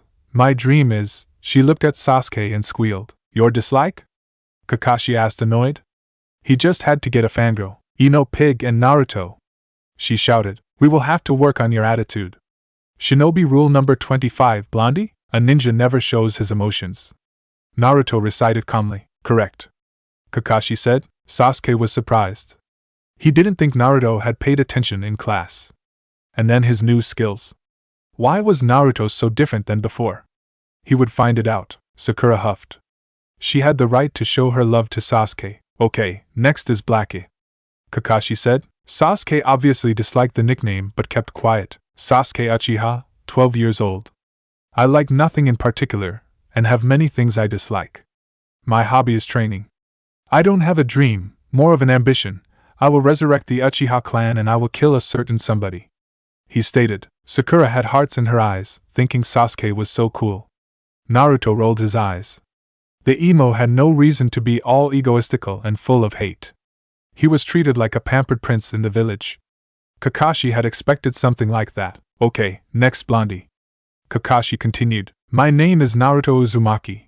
I am 12 years old. I like the old man and Ichirakas. I dislike most of the villagers, especially those that can't distinguish a scroll and a kunai. My hobby is training and gardening. My dream is to become the strongest ninja ever and show this village just how much they screwed up. Naruto said. He really is different from what his file said, but Hokage-sama warned me. If we don't get him out of the darkness, he could become a problem for the village. Not that I can blame him.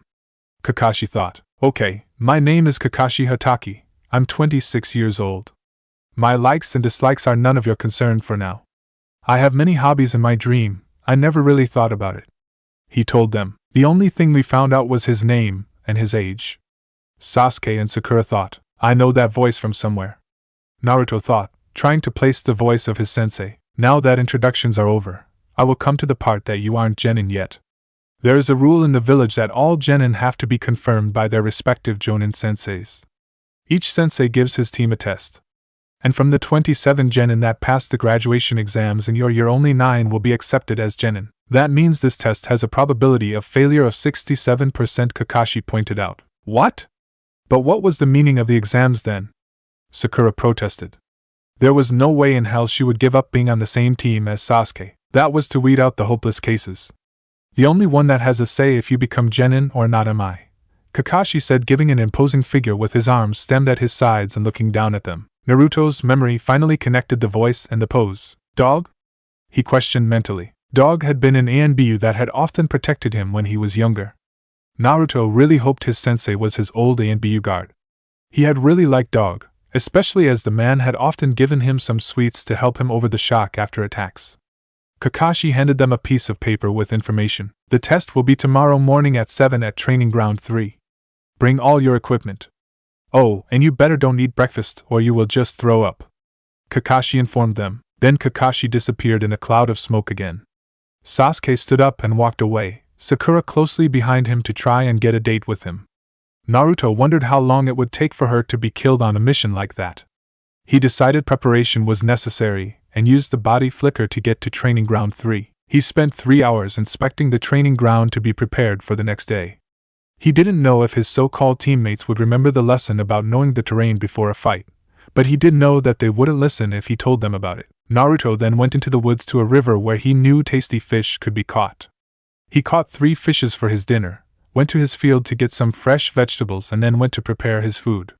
A small campfire and an hour of cooking later, he had grilled fish and roasted vegetables. He ate and then extinguished the fire. On his way home he took to the roofs to avoid the glares from the villagers. He also didn't want to be found by messengers of the council. They would surely bitch about his behavior in class. Well, let them bitch. He was a ninja under the command of the Hokage. They had no power over him. Kakashi had observed Naruto after the meeting was over. He was positively surprised that he went to the training ground where the test would be to get an idea which environment he would have to work with. After that he caught himself some fish and disappeared somewhere else. Kakashi let him go. It wouldn't be good if Naruto thought he followed him. He needed to gain Naruto's trust to help him. From his estimation, the team meeting had gone well enough. Naruto was good and knew how to act as a ninja. Sasuke needed to get over his complexes. The best way to get there would be to practically isolate him from the village until the Chunin exams. So he would have to carefully choose the D-rank missions his team did. No missions inside the village where the villagers could show their bias against Naruto and towards Sasuke, but at least Sasuke had the necessary skill to be a ninja. Attitudes could be corrected over time. Getting skills that should have been taught in the academy to an appropriate level was harder. Sakura would have to go through hell. She didn't consider her surroundings. She was loud, had a superiority complex towards Naruto, and was a fangirl. Really bad combination. He would see her skills in a battle situation tomorrow. But he didn't expect much. Chapter 5 Bell Test. The next morning saw Sasuke and Sakura waiting for their sensei with empty stomachs. Naruto sat a bit away from his team, dozing under a tree with a full stomach. He knew that if you had the chance, you always ate before you had to fight to have enough energy to last through the fight. And if you didn't have much time, that's what energy bars had been made for. Being a ninja took energy, so following Kakashi-sensei's suggestion or not seemed to be another test. They had to wait for 2 hours until Kakashi came. Now Naruto was doubly glad he had ignored the advice. Sasuke and Sakura were obviously really hungry now. Good morning, team.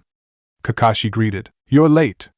Sakura screeched. You see, on my way here I saw an old lady that had to carry a heavy bag with her groceries, so I had to help her and carry her things home.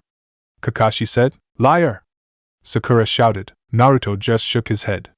She let him rile her up even before the test started. Not a good way to show your skill. But then again, she didn't have real skill. Well, you know why you are here. Your genin test. To pass this test you have to get these 2 bells from me. Kakashi explained, showing them 2 little silver bells, which were chiming in his hands. But Kakashi-sensei, there are only 2 bells for the 3 of us. Sakura said. Correct. That means one of you won't get a bell. The one that doesn't get a bell will be tied to the post, and I will eat lunch before his eyes. Kakashi said. 2 stomachs grumbled. Kakashi looked at Naruto. You seem to have eaten breakfast, Naruto. Care to tell your teammates why? Kakashi asked. Yes, you idiot. Didn't Sasuke tell us yesterday that ninjas have to follow their superiors' orders?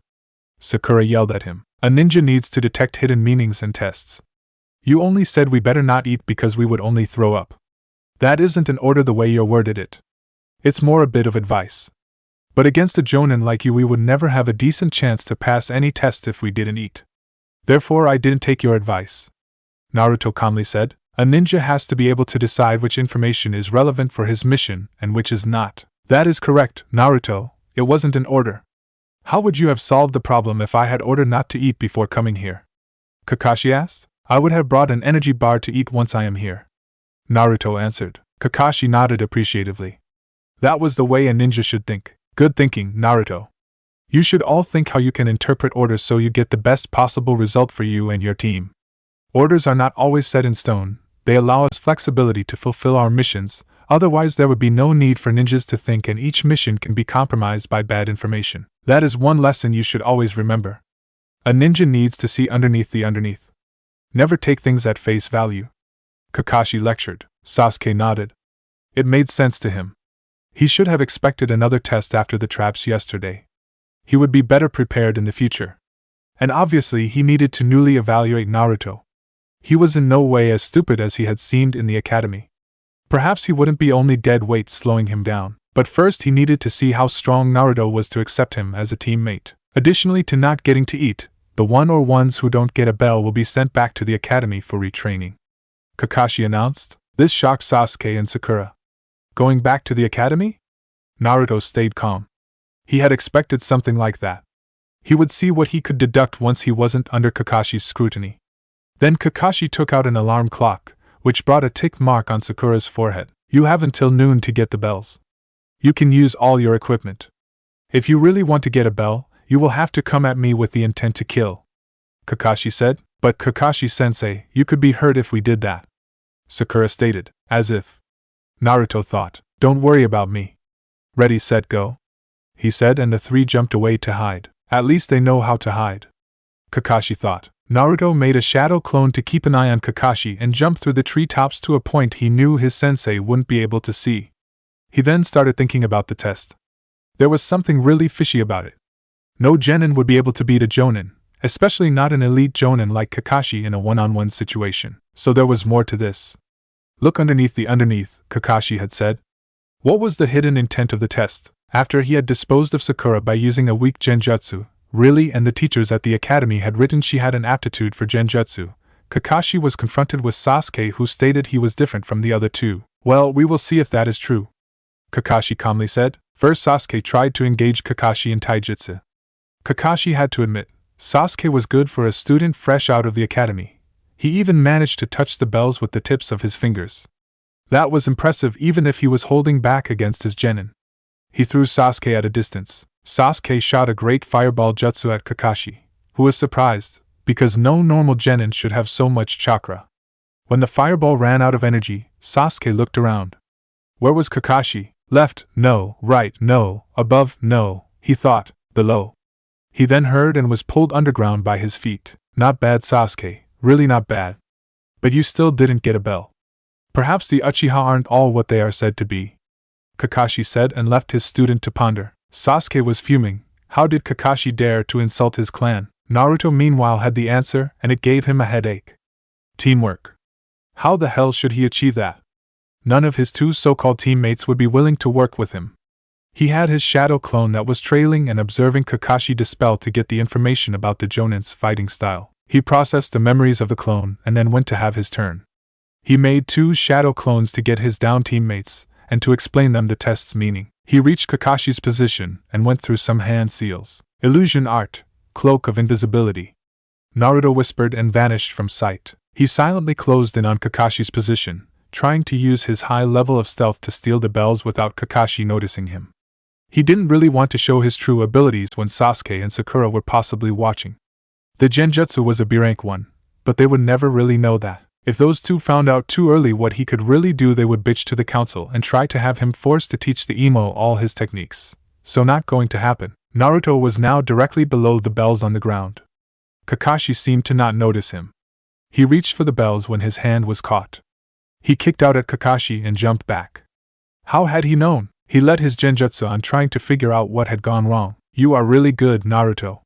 I wouldn't have thought you to use a genjutsu that hid you that perfectly, but I have been confronted with a similar one in the Third Shinobi War against IWA. Kakashi said and lowered his book. Naruto saw he had uncovered his left eye. Sharingan? That's totally unfair in a genin test, Kakashi-sensei. Naruto complained and let the genjutsu go. That might be true, but then again, you are no real genin, right?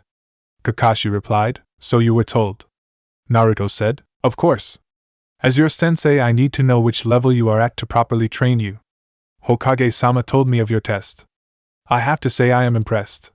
So I decided when I felt the little chakra disruption from your shadow clone dispelling, that I would be prepared to take you serious. Kakashi answered. How far do you want to go? I don't want to show all I can do, or I fear the bastard and the banshee will run to the council to try and get me to give up my techniques to him. That won't happen with the Hokage in charge, but I don't really want to have to see the council at all. Naruto explained. Kakashi covered his Sharingan again and put his book back in his pouch. Understandable. So how about you restrict yourself to jutsus Achun and Konoha? Kakashi asked. Sure. It will give me something to do until my clones tell me if they manage to get the two idiots to work with me. So you know what my test is about? Kakashi asked. Yes, teamwork. I just have problems to see them listening to me. Naruto said and went into the cheetah-style opening position. Kakashi was ready and the two started with taijutsu. Naruto tried to confuse Kakashi with his speed, but the experienced Jonin blocked all his attempts to land hits. That would be hard to work against me. After all, my sensei used the same style of taijutsu, Naruto. Kakashi said. Naruto knew that, but he had some surprises in his style. He finally got close enough for a grazing hit on Kakashi's lower thigh. He used his chakra in his hands to damage a muscle slightly. Kakashi jumped back. I see, not completely your father's style then. You included elements of your own. He pondered. Naruto followed Kakashi, trying to press a slight advantage. But Kakashi decided it was time to include ninjutsu in the fight. He changed positions with a log, which was hit by Naruto's overhead kick. Naruto was on guard. He knew Kakashi could attack from everywhere. Then he jumped up and grabbed the branch of the tree when Kakashi shot out of the ground. Naruto circled the branch and used the momentum to attack again. He unsealed his bow's staff from his glove and started attacking. The greater reach of the staff enabled him to press Kakashi into defense. But Kakashi decided he needed to up his game. Fire release, Phoenix Flower. He said and shot some fire balls at Naruto. Naruto reacted immediately, putting the staff on his back while jumping back and flying through his own hand seals. Water release, Water Bullet. He shouted and shot a water bullet from his mouth against the fire jutsu. The water overpowered the fire. Naruto shot a flurry of Sandaime at Kakashi, which only hit another log. In the bushes, Sasuke was fuming from envy. Naruto was giving Kakashi a hard time in the fight. It seemed like Naruto was a lot better than he had thought. Are you now willing to listen? The Naruto clone behind him asked. What do you want? Sasuke jeered. The whole damn test is about teamwork. We pass if we work together. I don't like you any more than you like me, and we both detest the Banshee. I only want you to push that aside and show Kakashi that we can work together if the situation requires it. The whole getting a bell is setting us up against each other. That's why he told us to look underneath the underneath. You see my original fighting out there. Kakashi is one of the strongest ninja we have in the village, a former ANBU captain. Do you really think we have a chance against him alone? If you really want to reach your goal, you need his training, so we need to play by his rules. Nobody demands that we like each other, we only need to reach the mission goal. Naruto said. Sasuke thought about what the clone had said. He hated to admit it, but it was true. He couldn't get a bell from Kakashi, he had tried. And now it seemed that his sensei had even held back. He would have to push his pride aside until he could go after Itachi. Okay, we do it. Do you have a plan? Sasuke asked. Yes, you order Sakura to distract him with thrown weapons, then attack him with your fire jutsu. I will increase the strength of your jutsu with my own and hide a few weapons in it. Naruto said, relieved that Sasuke had finally seen sense. You can use fire jutsus? Sasuke asked, surprised. He had thought Naruto to be a water element. No, but a wind jutsu. The water jutsu you saw is my defense against fire users. Wind is weak against fire, but can also be used to increase the strength of a fire jutsu. Naruto told him. Sasuke nodded. They didn't have time to discuss this. Where is Sakura? Sasuke asked. About 500 meters away at 245 degrees. Naruto answered. Be ready in 5. Sasuke said and went to order Sakura to do her part. The clone made another clone and dispelled it to inform the original. The real Naruto was now on defense and tried to avoid Kakashi's attacks. Damn, his sensei was really good. He replaced himself with a log when Kakashi shot another fire attack at him. He then got the message from his clone. Thank God Sasuke's ambition was strong enough to override his pride for short periods of time. Naruto went to hide again and waited for the signal. Then several kunai were thrown from the bushes. They were not very fast, but they were on target. Kakashi deflected them without problems. Then Sasuke shot his fireball and the Naruto clone strengthened it with a wind jutsu. The real Naruto waited at the side, expecting Kakashi to replace himself with a log. He knew which log he would probably use, so he aimed a bunch of coated samban at the place. Kakashi managed to deflect all but one of them and quickly pulled it out of his arm. Kakashi attacked Naruto's position with a flurry of shuriken, forcing Naruto to move. Kakashi made a shadow clone of himself that got him out of danger. Naruto followed, but had to fight the shadow clone. Sasuke, get the bells, you have 2.5 minutes. Naruto shouted. The shadow clone of Kakashi managed to keep his original safe for 1.5 minutes. Then Sasuke closed in on their position and tried to grab the bells only to be stopped by a weakened Kakashi. Kakashi still defended the bells and then the alarm rang. Damn, Naruto said. We were so close. Kakashi ordered the 3 genin to the starting point. He tied Sakura to the post. Nice try, but you all didn't get the bells. Kakashi said. No, but that wasn't the intention of the test, wasn't it, Kakashi-sensei? Sasuke asked. He had realized while they fought together that their chance to get the bells had increased, so Naruto was probably right. So you also understood it. Sakura, do you also know the true meaning of the test? The secret to pass? Kakashi asked. Huh. A true meaning? She wondered. Obviously not. But you still helped your teammates in the last attempt to get the bells. Why? Kakashi asked. Sasuke said I should. She answered. Naruto shook his head. The girl was so stupid and was praised as the smartest kunoichi in their class. Naruto, tell her. Kakashi said. The true test was if we could work together as a team. Alone none of us would have had a chance against an elite jonin like Kakashi-sensei. Together we had a chance, like you saw in the end. Naruto said. Correct. I wanted to test if you could put your own interest aside and work for the overall goal of the mission, getting the 2 bells. I am happy that you in the end did it, even if not all of you understood the meaning of the test. Therefore you all pass. All of the genin's faces lit up, even Naruto's a little bit. In our line of work, teamwork is the most important factor for the success of a mission. You have to always remember that rules and guidelines are not absolute. If you followed the rules and fought on your own to get a bell, you would have overall lost, even if you would have managed to get one. Those that break the rules are trash in the ninja world, but those that abandon their comrades are lower than trash. Always remember that. Konoha became the strongest of the 5 great shinobi villages by following this mentality. We fought in 3 wars and came out victorious because we cherished our comrades. Individual strength of a ninja is important, but without teamwork even the strongest can be brought down. Believe me, I have experienced it. Look at this stone. Kakashi pointed at the memorial stone. On this stone the names of those we call heroes in Konoha are engraved. All those ninja died in the line of duty. They are never forgotten because their comrades keep their memories alive. Right, we are done for today. Tomorrow we will start our training. Be at this training ground at 6 in the morning for physical training. Kakashi ordered. Naruto nodded and walked away after hitting Sakura's spines with a shuriken to free her. In the Hokage's office the Jonin were assembling to report the results of their genin tests. Even Kakashi was only 15 minutes late, which wondered the others. After the first 6 teams had been reported to have failed, It was Kakashi's turn. Team 7 passed, he said. The others stared at him unbelievingly. It was well known that Kakashi never passed a team. Kurenai then got out of her shock and reported, Team 8 passed. She said. Asuma was last. Team 10 passed. He said, Okay, that means we have 3 new teams under Kakashi, Kurenai and Asuma. Very good. The ones who failed their teams can go, the other 3 stay. The Hokage said. When the others left the room, the Hokage turned to the new senseis. I would like a short overview over the things you think you need to work on with your teams. He told the 3, ladies first. Kakashi said to Kurenai, who rolled her eyes, Okay, Kiba Inuzuka has a good base in his clan's techniques, but he is very brash. I will have to work with him to not just rush into a fight but assess his opponent's strengths and weaknesses. He could also use training in chakra control and genjutsu detection. Shino Abirame needs to increase his chakra reserves to better assess his combination attacks with his bugs and to work on his taijutsu, as he can't use many ninjutsu without his bugs like all Abirame. But he has a very firm grip on strategy and knows how to work on a team. It was his planning that got my team to pass my test. Hinata Hyuga needs to overcome the belief that she will always fail that has been instilled into her by her clan. If she could do that, she would be a lot stronger than she already is.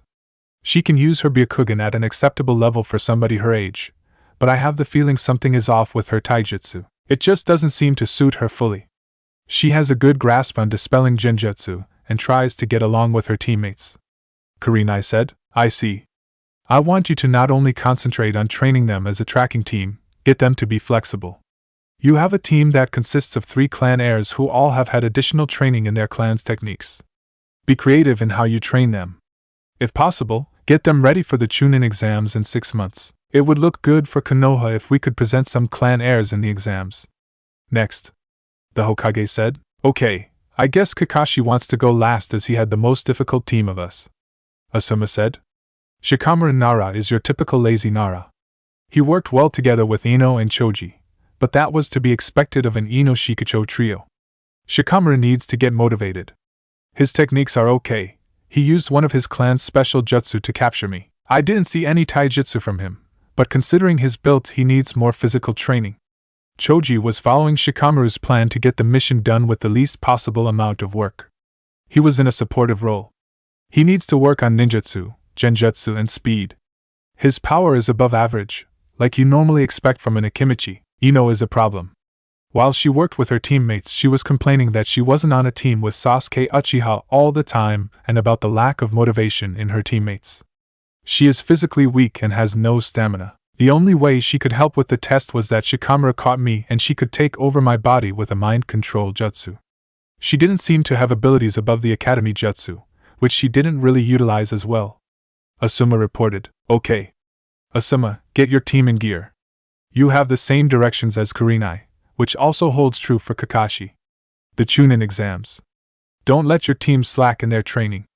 If necessary, put them through the grinder. Get their individual skills up.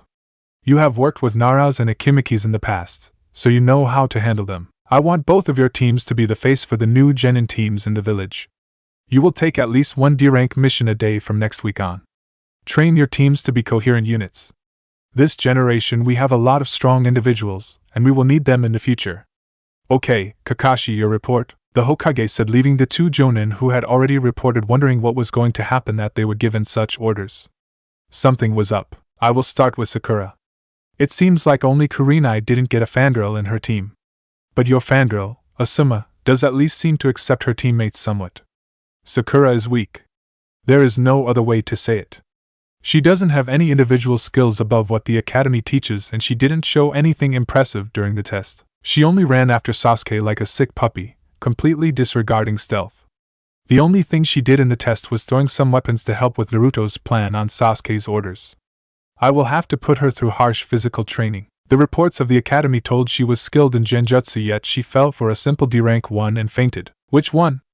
Kurenai interrupted. Demonic illusion, hell viewing technique.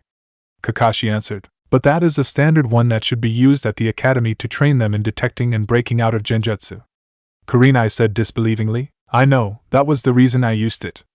I wanted to see if the reports were correct. I have the impression they are not. I would advise you to check up the teaching the academy did in this year. The only ones that passed are the clan heirs and Sakura because her teammates pulled her through. I have a suspicion that the teachers in their attempts to sabotage Naruto did more damage than we already thought. The Hokage nodded. That was a problem. Normally at least a handful of students from civilian background passed. Next is Sasuke. He is skilled for a genin fresh out of the academy, but he has a serious attitude problem. His obsession with Itachi makes him completely disregard his teammates. He tried to get the bells from me on his own and argued a long time with Naruto after he had lost his one-on-one with me that he didn't need help because he was an Uchiha. It took Naruto telling him what the meaning of the test was and using his weakness, Itachi, to get Sasuke to cooperate. Naruto more or less told him if he wanted to pass he needed to work with him and Sakura and that he would be stupid to let his pride get in the way of getting the best possible training from me, as I am a former ANBU captain. Kakashi said. How does Naruto know that? Kurenai asked. I guess he recognized me by my voice or has more information on the ninja in the village than I thought. I have had a lot of contact with Naruto when he was little as one of his guards. Naruto performed exceptionally well. He saw through the test and got his teammates to work with him. He also displayed great skills in all areas we test genin in, genjutsu, ninjutsu and taijutsu. His academy report is only good for burning. Nothing in there is true. As you told me, Naruto dislikes both his teammates immensely, but is willing to treat them neutrally to get a mission done. My team will never last past the Chunin exams, but I think I can make it a workable unit. Kakashi said. We thought as much when the team was built. Okay, you already have your orders how to work with your team, Kakashi. The Hokage said. Why does Kakashi already have orders, Hokage-sama? After all, he never passed a team before. Kurenai asked. Because I had to pass this team. The civilian council ordered me to pass them, but with their performance I would have done it either way.